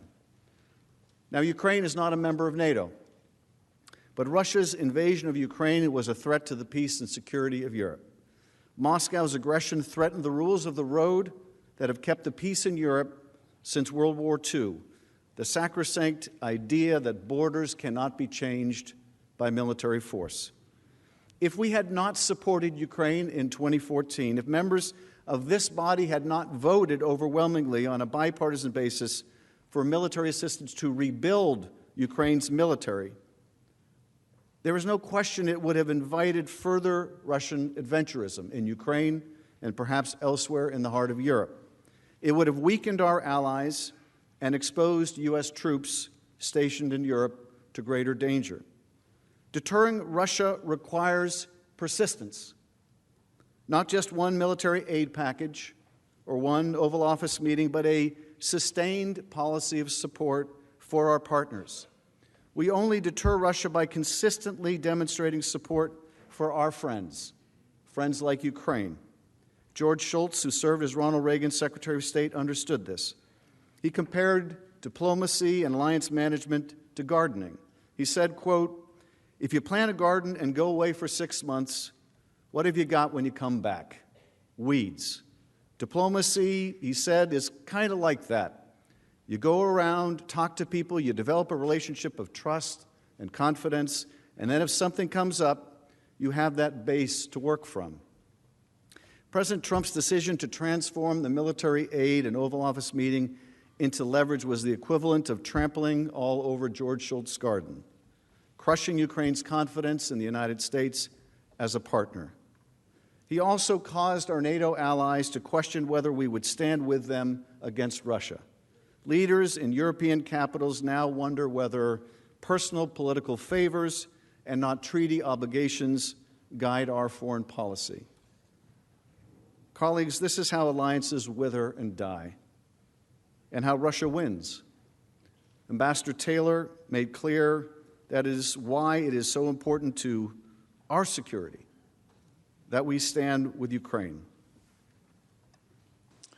Mr. Chairman, as my colleague, Deputy Assistant Secretary George Kent described, we have a national security policy, a national defense policy that identifies Russia and China as adversaries. The Russians are violating all of the rules, treaties, understandings that they committed to that actually kept the peace in Europe for nearly 70 years. Until they invaded Ukraine in 2014, they had abided by sovereignty of nations, of inviolability of borders. That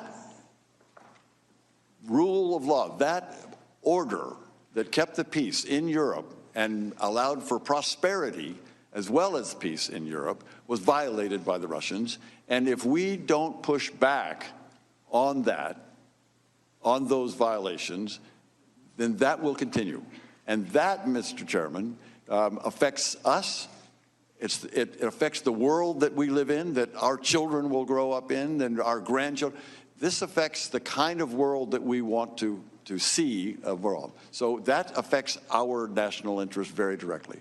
Ukraine is on the front line of that conflict.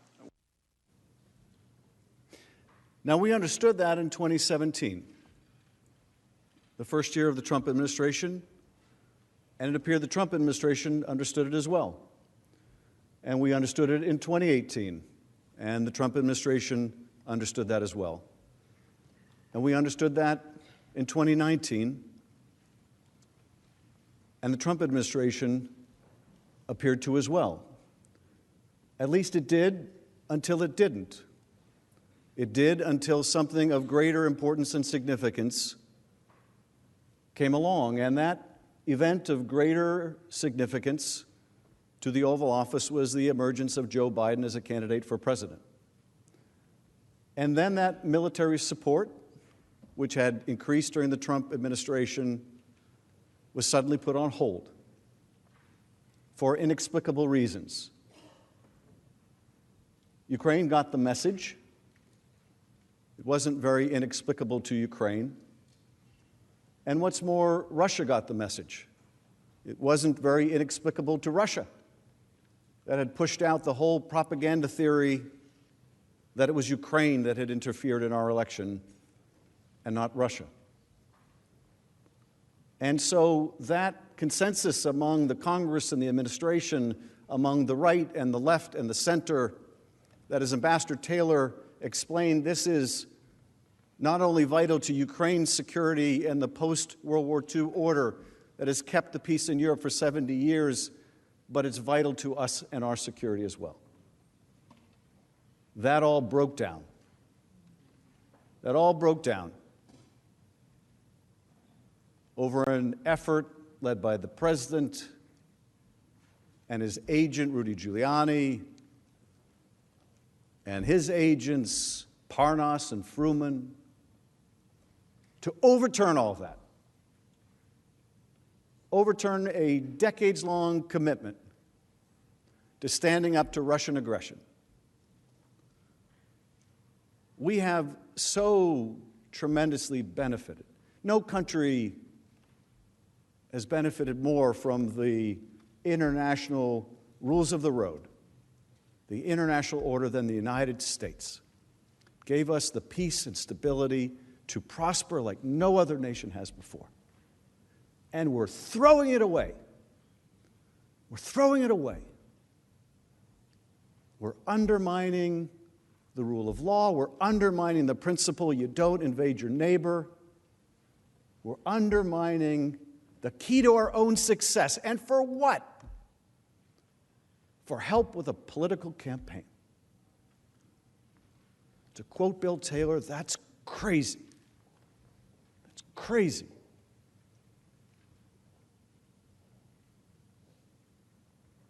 If our allies can't trust us to stand behind them in a time of need, we will soon not have a single ally left.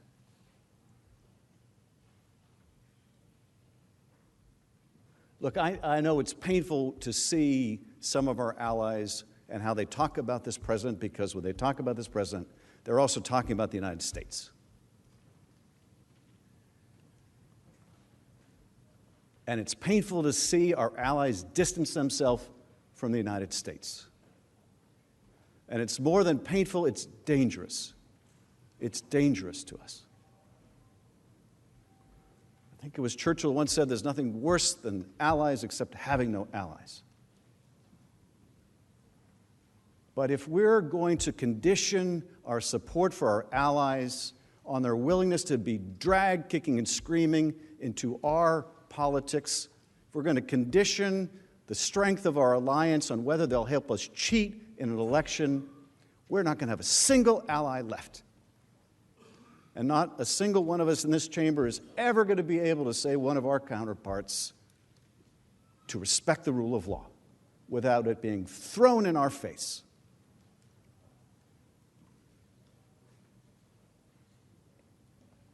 Promoting the rule of law and fighting corruption is central to our foreign policy. It distinguishes U.S. global leadership from the transactional approach favored by authoritarian adversaries.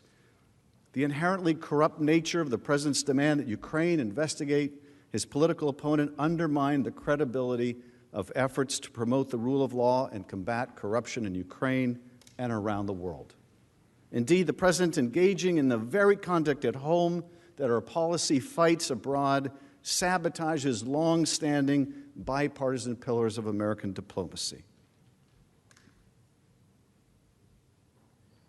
This was a problem not least because the pervasive corruption with Ukraine leaves its politics and economy susceptible to Russian influence and subterfuge. Ambassador Yovanovitch emphasized that U.S. policy in Ukraine has long recognized that the struggle against corruption and defending against Russia are in fact two sides of the very same coin. Corruption makes Ukraine's leaders ever vulnerable to Russia, and the Ukrainian people understand that. That's why they launched the Revolution of Dignity in 2014, demanding to be a part of Europe, demanding the transformation of the system, demanding to live under the rule of law. Ukrainians wanted the law to apply equally to all people, whether the individual in question is the president or any other citizen. It was a question of fairness, of dignity. Here again, there is a coincidence of interests. Corrupt leaders are inherently less trustworthy, while an honest and accountable Ukrainian leadership makes a U.S.-Ukrainian partnership more reliable and more valuable to the United States. A level playing field in this strategically located country, bordering 4 NATO allies, creates an environment in which U.S. business can more easily trade, invest, and profit. Corruption is also a security issue because corrupt officials are vulnerable to Moscow. During that conversation that we related in the past, when Ambassador Volker urged his Ukrainian counterpart, Andrei Yermak, not to investigate the past president of Ukraine, and Yermak threw it back in his face. You remember the conversation. Oh, you mean like the investigation you want us to do of the Clintons and the Bidens? They taught us something in that conversation. They taught us that we'd forgotten, for that moment, our own values. You know, just listening to the ambassador right now, I was thinking how interesting it is the Ukrainians chose to describe their revolution as a revolution of dignity. And maybe that's what we need here, a revolution of dignity at home,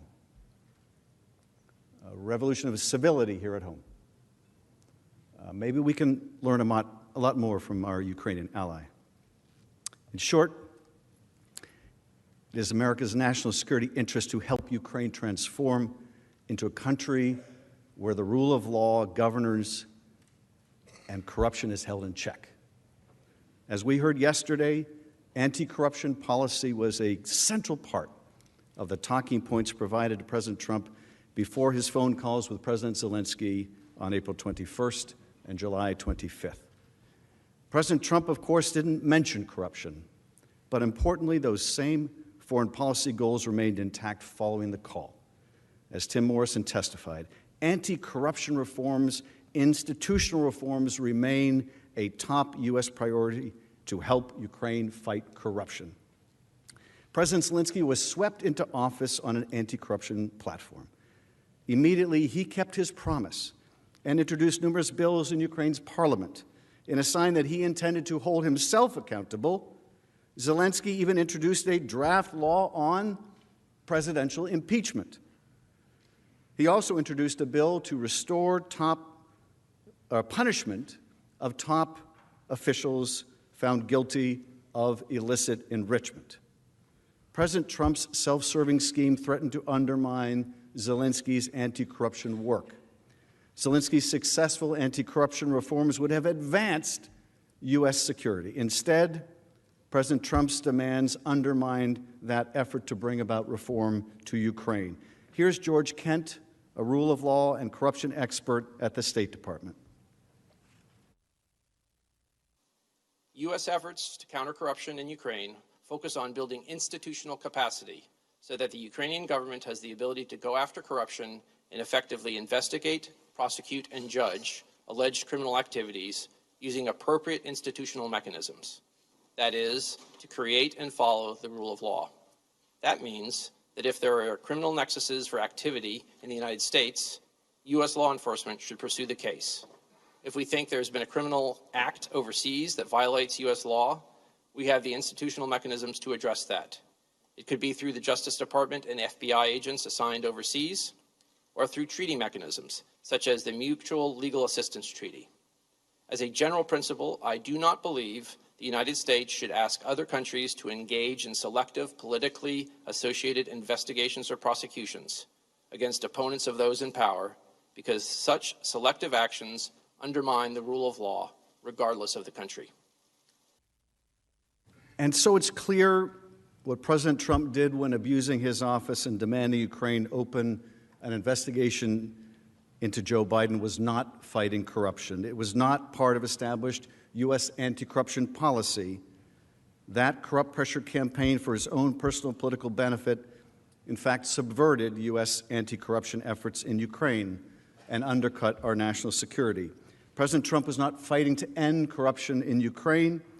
As my colleague in the House, Mr. Himes, pointed out during one of our hearings, he was trying to aim corruption in Ukraine at Vice President Biden and our 2020 election. Selective, politically motivated prosecutions of political opponents undercut governance in Ukraine.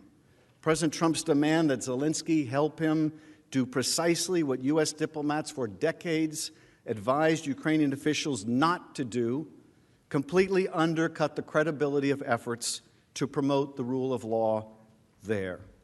The demand also undercut the United States' moral standing and authority in the eyes of a global audience.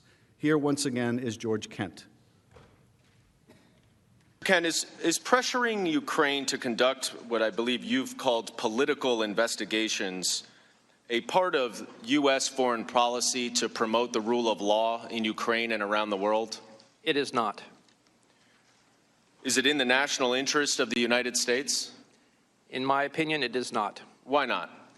Because our policies, particularly in promoting the rule of law, are designed to help countries, and in Eastern Europe and Central Europe, that is overcoming the legacy of communism. In the communist system, in particular, the Prosecutor General Office was used to suppress and persecute citizens, not promote the rule of law. So in helping these countries reach their own aspirations to join the Western community of nations and live lives of dignity, helping them have the rule of law with strong institutions is the purpose of our policy. So in other words, it is a purpose of our foreign policy to encourage foreign nations to refrain from conducting political investigations. Is that right? Correct. And in fact, as a matter of policy, not of programming, we oftentimes raise our concerns, usually in private, with countries that we feel are engaged in selective political prosecution and persecution of their opponents. Yovanovitch aptly summarized the global consequences and harm to U.S. national security resulting from President Trump's demand that Ukraine investigate his political opponent. Such conduct undermines the U.S., exposes our friends, and widens the playing field for autocrats like President Putin. Our leadership depends on the power of our example and the consistency of our purpose. Both have now been opened to question. The issues I just covered are not a matter of policy disagreement over foreign policy and national security. Article 1 asserts that the President was engaged in no such policy at all, but instead sold out our policies and our national interests for his own personal gain and to help him corrupt the next election. That is the core conduct of an impeachable offense. The President's abuse of power also affected our election integrity. The framers of our Constitution were particularly fearful that a president might misuse or abuse the power of his office to undermine the free and fair elections at the heart of our democracy. Sadly, that moment has arrived. President Trump's repeated solicitation of a Ukrainian investigation was a clear effort to leverage foreign interference to bolster his prospects in the 2020 election. In other words, to cheat in his election. In our democracy, power flows from the will of the people as manifest in free and fair elections. One person, one vote is fundamental in our democracy. President Trump's invitation of foreign interference in the 2020 election for the purposes of helping him win an election undercut the Constitution's commitment to popular sovereignty. Americans are now left to wonder if their vote matters or if they're simply pawns in a system being manipulated by shadowy foreign forces working on behalf of corrupt interests of a lawless president. Over the long term, this weakens our democratic system's capacity for self-governance by encouraging apathy and non-participation. Cynicism makes it easier for enemies to influence our politics and undermine the national good. Indeed, this is precisely what Vladimir Putin intended when he meddled in the 2016 election, for us to become more cynical, for us to lose faith in the notion that the American system of government is superior to the corrupt, autocratic model of government that he has erected in Russia and sought to export to places like Ukraine. These are not the free and fair elections Americans expect or demand if foreign powers are interfering. How can we know that our elections are free from foreign interference, whether by disinformation or hacking or fake investigations? We must not become numb to foreign interference in our elections. Our elections are sacred. If we do not act to put an end to the solicitation of foreign interference in our election by the President of the United States, the effect will be corrosive to our elections and our values. Future presidents may believe that they, too, can use the substantial power conferred on them by the Constitution in order to undermine our system of free and fair elections, that they, too, can cheat to obtain power or keep it. That way lies disaster for the great American experiment in self-governance. As you have seen, there is powerful evidence that President Trump will continue to betray the national interest to a foreign power and further undermine both our security and democracy. This creates an urgent need to remove him from office before the next election. To explain the nature of that continuing threat, let me describe Russia's ongoing efforts to harm our elections, the President's corrupt refusal to condemn or defend against those attacks, his statements confirming that he welcomes foreign interference in our elections, so long as this is meant to help him, and his conduct proving that he will persist in seeking to corrupt elections at the expense of our security and at the expense of those elections. Let's start with Russia's ongoing attacks on our democracy. At the heart of the President's Ukraine scheme is his decision to subscribe to that dangerous conspiracy theory that Ukraine, not Russia, was responsible for interfering in 2016. President Trump and his men pressured Ukraine into investigating this bogus piece of Russian propaganda, and in doing so, they aided Putin's concerted plot to undermine our security and democracy. Special Counsel Mueller warned that Putin's plot was ongoing. Is this, in your investigation, did you think that this was a single attempt by the Russians to get involved in our election, or did you find evidence to suggest they'll try to do this again? No, it wasn't a single attempt. They're doing it as we sit here. And they expect to do it during the next campaign. Not a single attempt. They're doing it as we sit here, and they expect to do it in the next campaign. That was Special Counsel Mueller's stark warning. And we now know that Director Mueller was right. Just the other week, we saw public reporting that Russian hackers may be using phishing emails to attack the Ukrainian gas company Burisma, presumably in search of dirt on Joe Biden. Those are the same tactics deployed by the same adversary, Russia, that Special Counsel warned about in the last election. It may be Russia once again attempting to sway our election for one candidate, this time through Ukraine.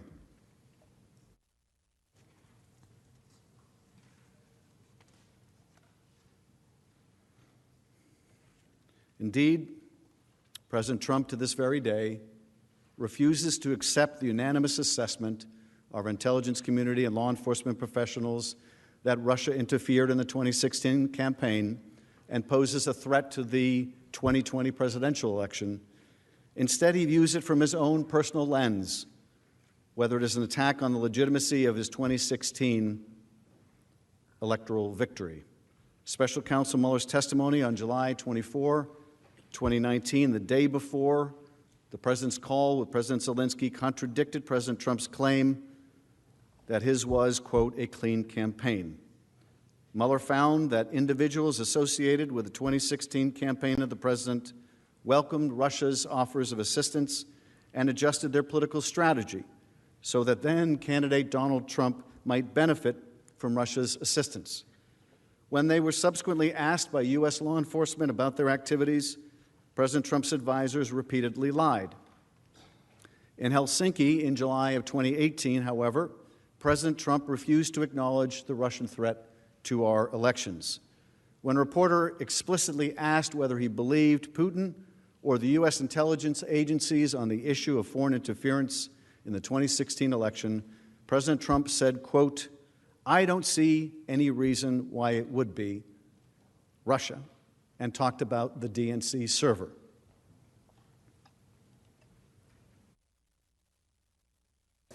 So let me just say that we have two thoughts. You have groups that are wondering why the FBI never took the server. Why haven't they taken the server? Why was the FBI told to leave the office of the Democratic National Committee? I've been wondering that. I've been asking that for months and months, and I've been tweeting it out and calling it out on social media. Where is the server? I want to know, where is the server, and what is the server saying? With that being said, all I can do is ask the question. My people came to me, Dan Coates came to me, and some others. They said they think it's Russia. I have President Putin. He just said it's not Russia. I will say this. I don't see any reason why it would be, but I really do want to see the server. But I have confidence in both parties. I really believe that this will probably go on for a while, but I don't think it can go on without finding out what happened to the server.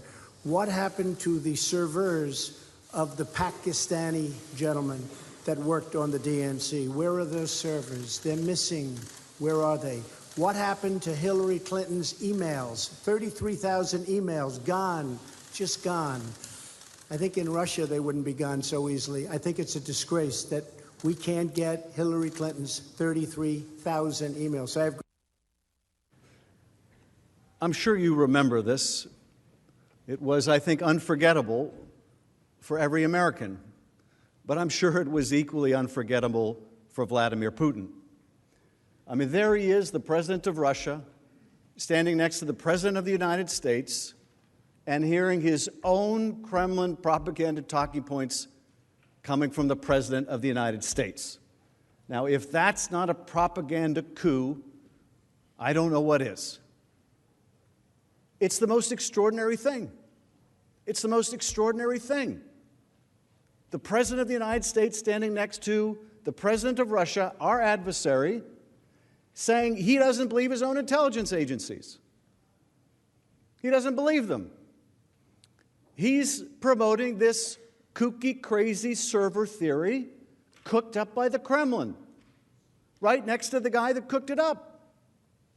It's a breathtaking success of Russian intelligence. I don't know if there's ever been a greater success of Russian intelligence. Whatever profile Russia did of our president, boy, did they have him spot on. Flattery and propaganda.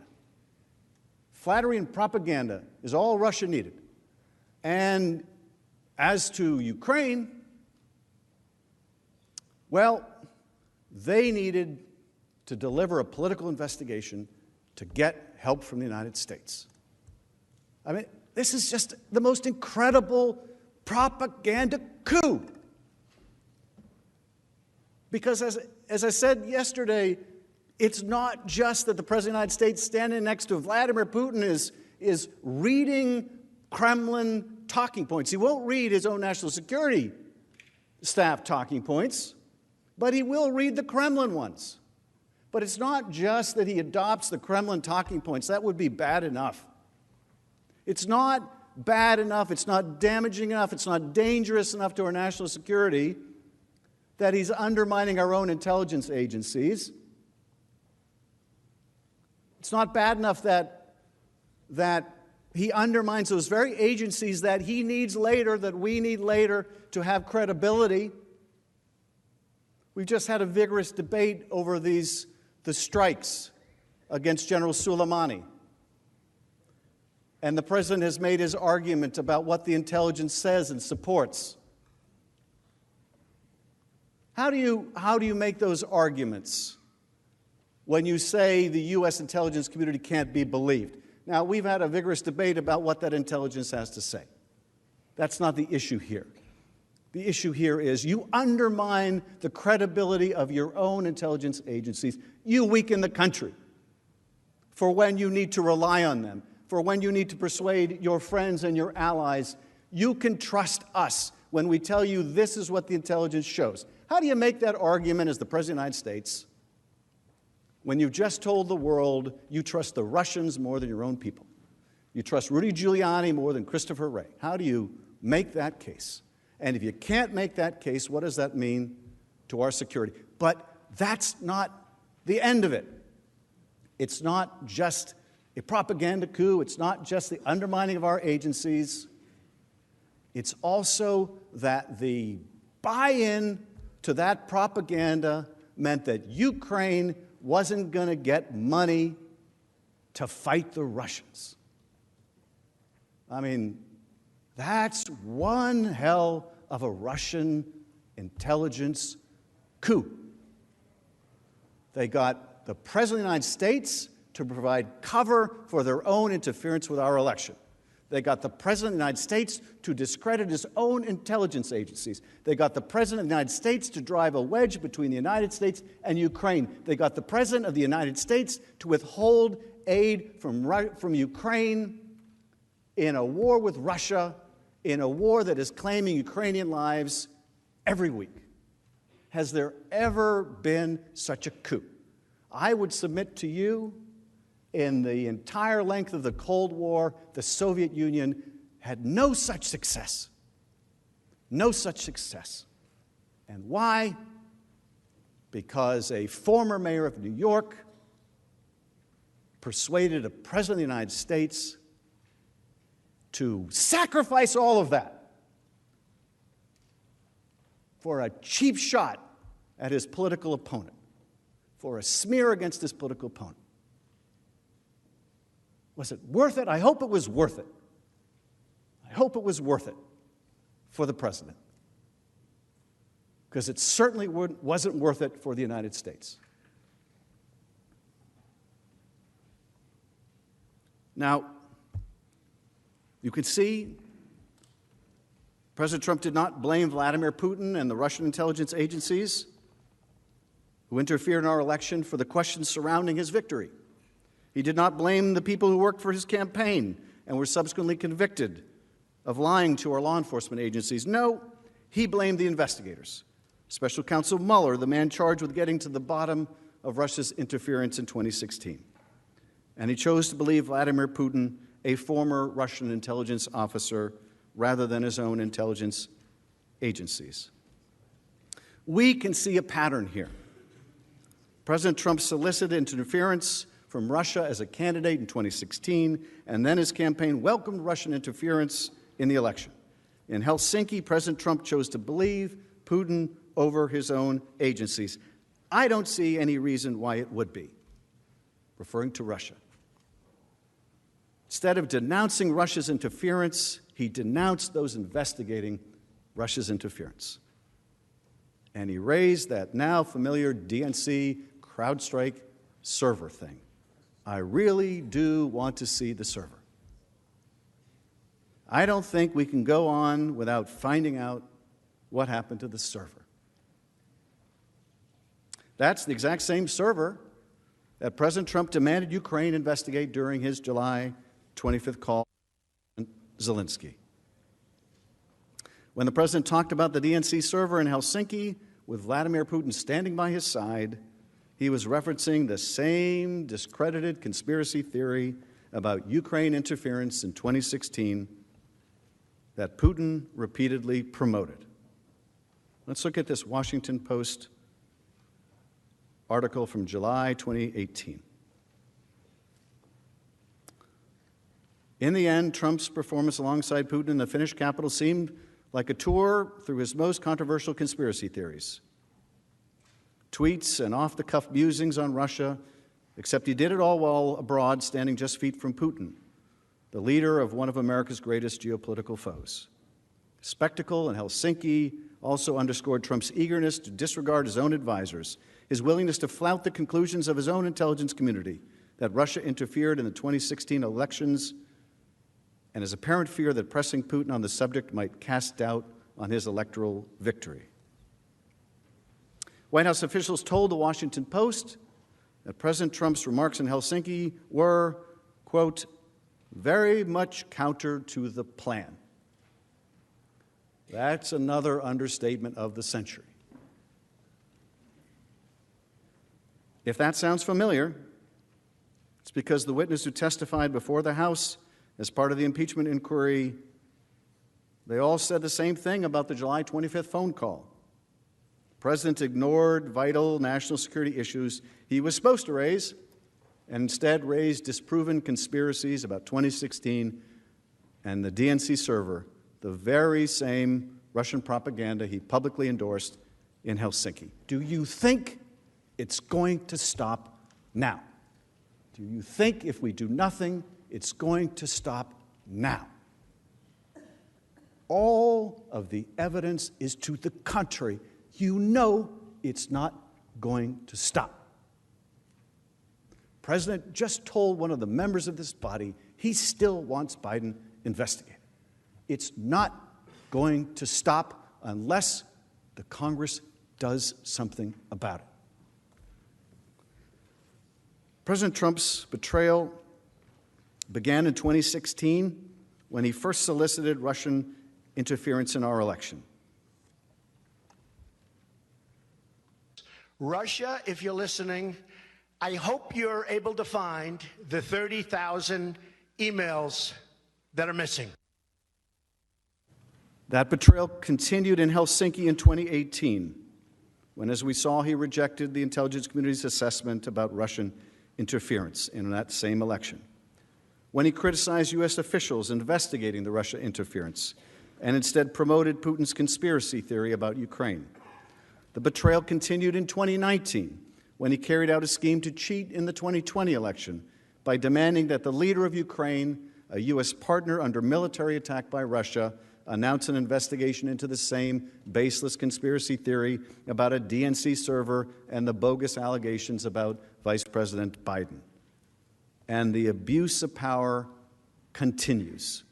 He is still trying to cheat in the next election. Even after the scheme came to light, even after it became the subject of an impeachment inquiry, it continued. And the false statements about it continued. President Trump repeatedly asserted that he had a prerogative to urge foreign nations to investigate U.S. citizens who dare to challenge him politically.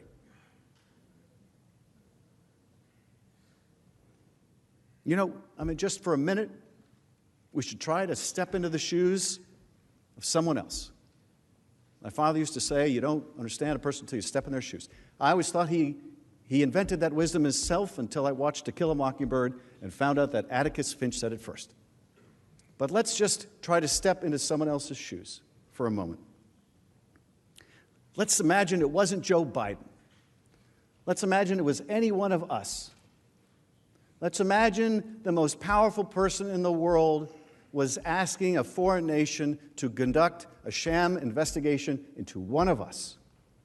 What would we think about it then? Would we think that's good U.S. policy? Would we think he has every right to do it? Would we think that's a perfect call? Let's step for a minute into Ambassador Yovanovitch's shoes. And we're the subject of a vicious smear campaign that no one in the department that we work for, up to the Secretary of State, thinks has a shred of credibility. Let's step into her shoes for a minute. Spent our whole life devoted to public service, served in dangerous places around the world. And we're hounded out of our post and one day someone releases a transcript of a call between the President of the United States and a foreign leader, and the President says there's going to be some things happening to you, or to you, or to you, or to you, or to you. How would you feel about the President of the United States? Would you think he was abusing the power of his office? And if you would, it shouldn't matter that it wasn't you. It shouldn't matter that it was Marie Yovanovitch.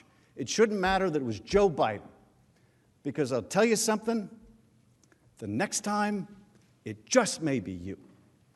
It just may be you. Do you think for a moment that any of you, no matter what your relationship with this president, no matter how close you are to this president, do you think for a moment that if he felt it was in his interest, he wouldn't ask you to be investigated? Do you think for a moment that he wouldn't? And if somewhere deep down below you realize that he would,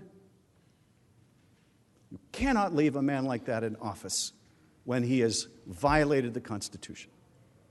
It shouldn't matter it was Joe Biden. Could have been any of us. It may be any of us. It shouldn't matter that it was Marie Yovanovitch. It'll be some other diplomat tomorrow for some other pernicious reason.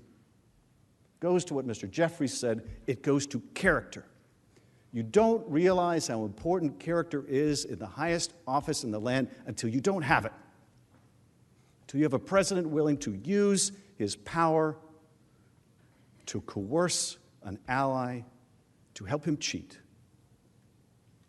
to investigate one of our fellow citizens. One of our fellow citizens. Yes, he's running for president. He's still a U.S. citizen.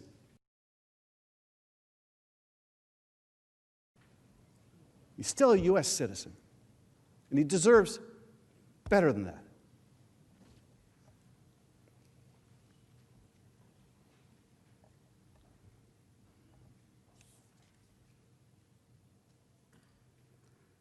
Now, of course, it wasn't just Ukraine. It wasn't just Russia. There's the invitation to China to investigate the Bidens. It's not going to stop. On September 19th, Rudy Giuliani was interviewed on Chris Cuomo and CNN. You've probably all seen the clip. When asked specifically if he had urged Ukraine to look into Vice President Biden, Mr. Giuliani replied immediately, "Of course I did. Of course I did." It shouldn't matter that it was Joe Biden. Wasn't Hunter Biden there? It was Joe Biden. Wasn't Hunter Biden on that call? It was Joe Biden. But it shouldn't matter whether it's Hunter Biden or Joe Biden. We're talking about American citizens. It shouldn't matter to any of us which American citizens. And he hasn't stopped urging Ukraine to conduct these investigations. Mr. Giuliani hasn't. Donald Trump hasn't. To the contrary, and consistent with everything we know about the president, he has done nothing but double down. During his first week, the first week of December, Mr. Giuliani traveled to Ukraine and Hungary to interview the corrupt former Ukrainian prosecutors who had been pushing these false narratives about Vice President Biden and this kooky conspiracy about 2016. Mr. Giuliani met with current members of the Ukraine parliament who have advocated for that same fraudulent investigation. June of last year, President Trump told ABC News that he would take political dirt from a foreign country if he was offered it again. If he has learned anything from the tumult of the last 3 years, it is he can get away with anything. He can do it again. Can't be indicted, can't be impeached. Can't, if you believe our Attorney General, even be investigated. Our founders worried about a situation just like this. James Madison put it simply, the President, quote, might betray his trust to foreign powers. In his farewell address, George Washington warned Americans to be constantly awake since history and experience prove that foreign influence is one of the most baneful foes of Republican government. John Adams, in a letter to Thomas Jefferson, wrote, "You are apprehensive of foreign interference, intrigue, influence. So am I. But as often as elections happen, the danger of foreign influence recurs." Or, to quote the President's Chief of Staff, "Get over it. There's going to be politics in foreign policy." Well, I don't think that was John Adams' point. And I don't think that was James Madison's point, and I don't think that was George Washington's point. If it was, they would have said, "Get over it." But they recognized, as I know we recognized, what a profound danger that would be, for that to become the new normal. Another election is upon us. 10 months, voters will undertake their most important duty as citizens by going to the polls and voting for their leader.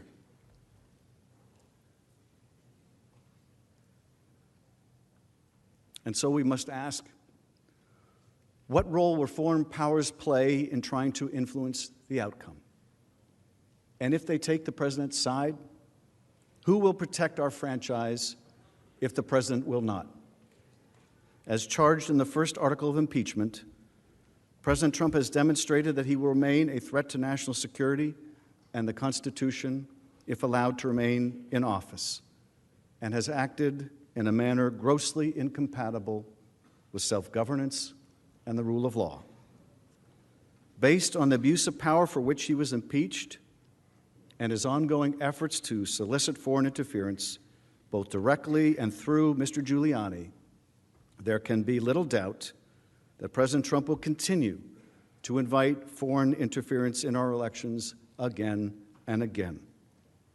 That poses an imminent threat to the integrity of our democracy.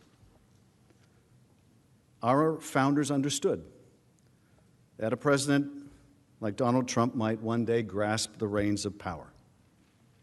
An unremorseful, overreaching executive, faithful to himself only, and willing to sacrifice our democracy and national security for his own personal advantage.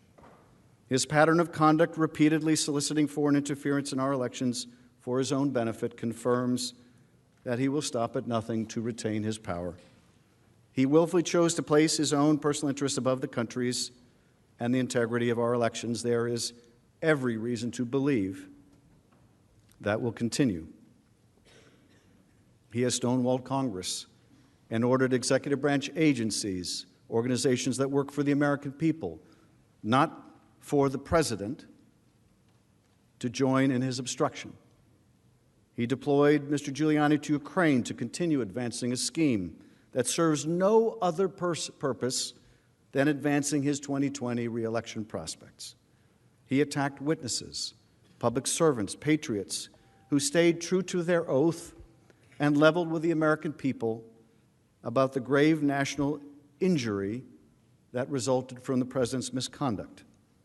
And he continued to urge foreign nations to investigate American citizens that he views as a threat.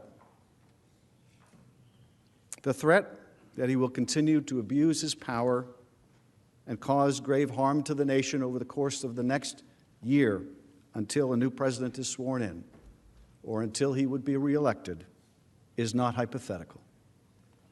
Merely exposing the president's scheme has not stopped him from continuing this destructive pattern of behavior that has brought us to this somber moment. He is who he is. That will not change, and nor will the danger associated with him. Every piece of evidence supports that terrible conclusion, that the President of the United States will abuse his power again, that he will continue to solicit foreign interference to help corruptly secure his reelection. He has shown neither remorse nor acknowledgement of wrongdoing. If you can believe that July 25th was a perfect call, that asking for investigations of your political opponents and using the power of your office to make it so is perfectly fine, then there is nothing that would stop you from doing it again. President Trump has abused the power of his office and must be removed from that office. Mr. McConnell, I yield back. The majority leader is recognized. Mr. Chief Justice, I suggest a 15-minute recess. Without objection, so ordered.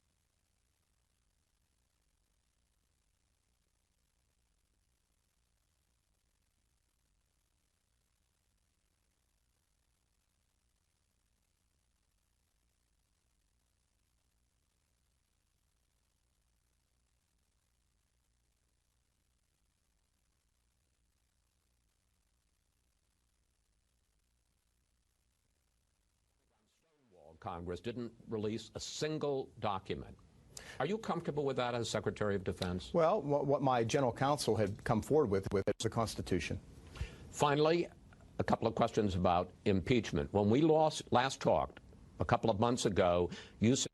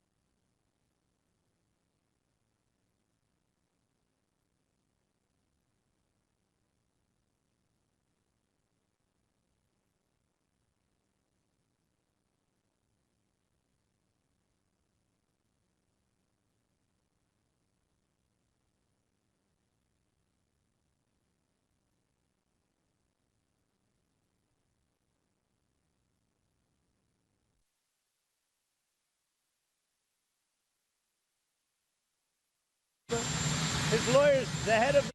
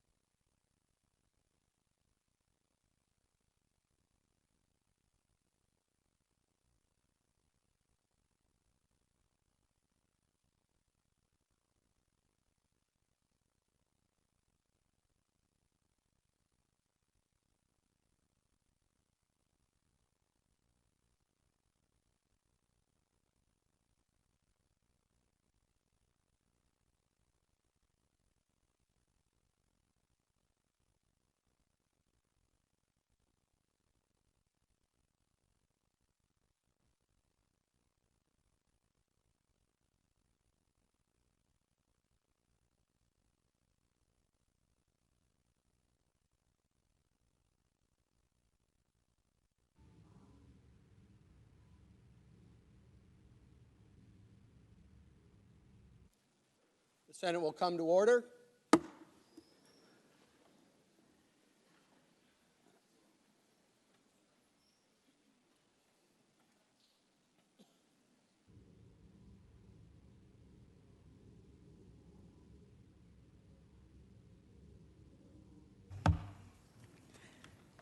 Mr. Chief Justice and Senators, first of all, I want to join my colleagues in just thanking you for your patience and your indulgence.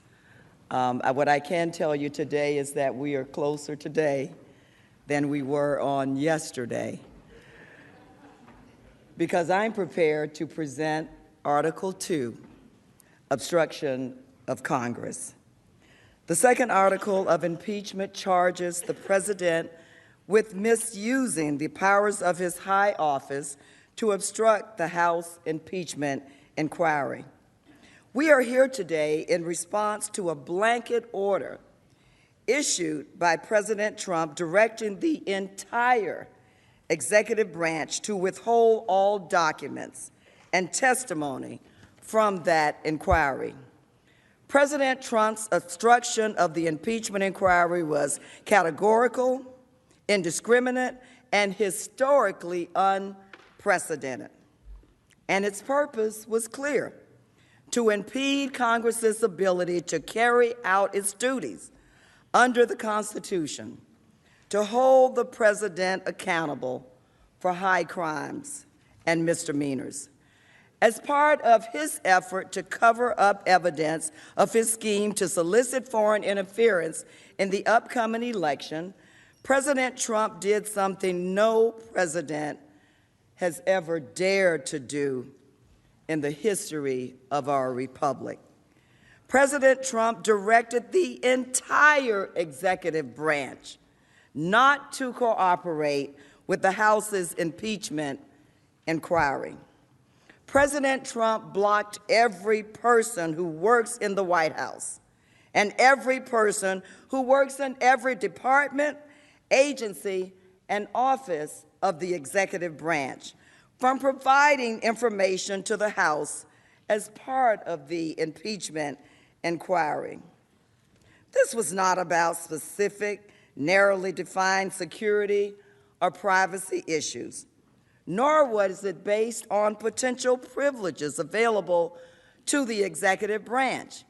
Indeed, President Trump has not once asserted executive privilege during this process.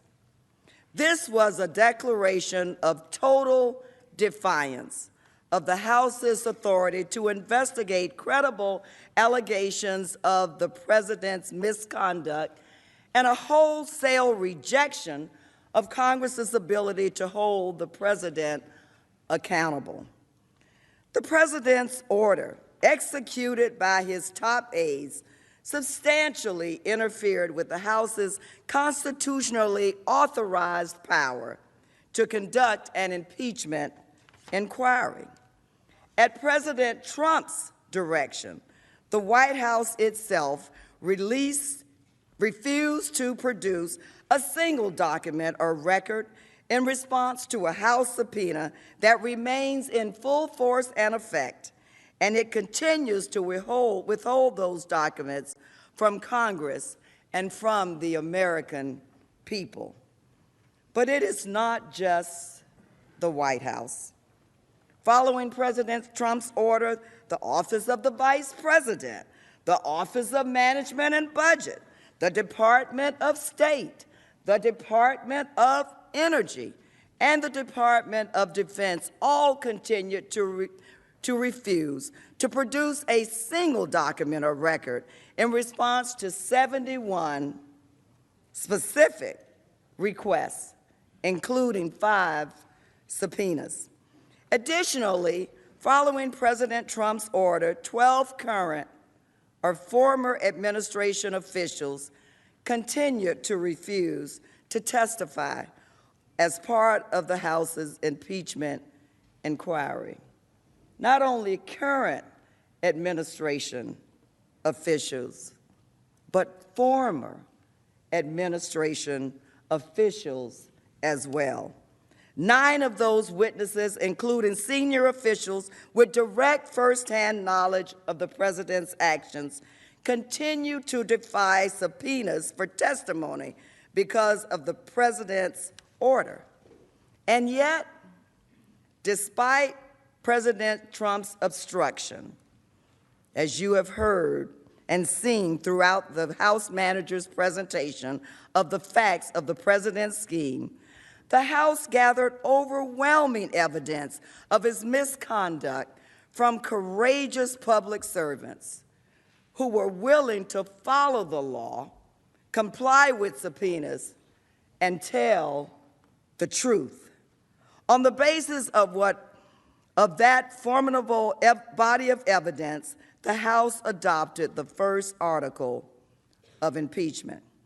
These witnesses also testified with great specificity about extensive documents, communications, and records in the possession of the White House and other agencies regarding the president's scheme to coerce Ukraine's leader to help his re-election. As you have heard over the past few days, the House was therefore able to develop an extensive catalog of specific documents and pertinent communication that go to the heart of the president's wrongdoing and which the president has ordered be concealed from Congress and the American people. Revelations of evidence harmful to the president have only continued since the House compiled its investigative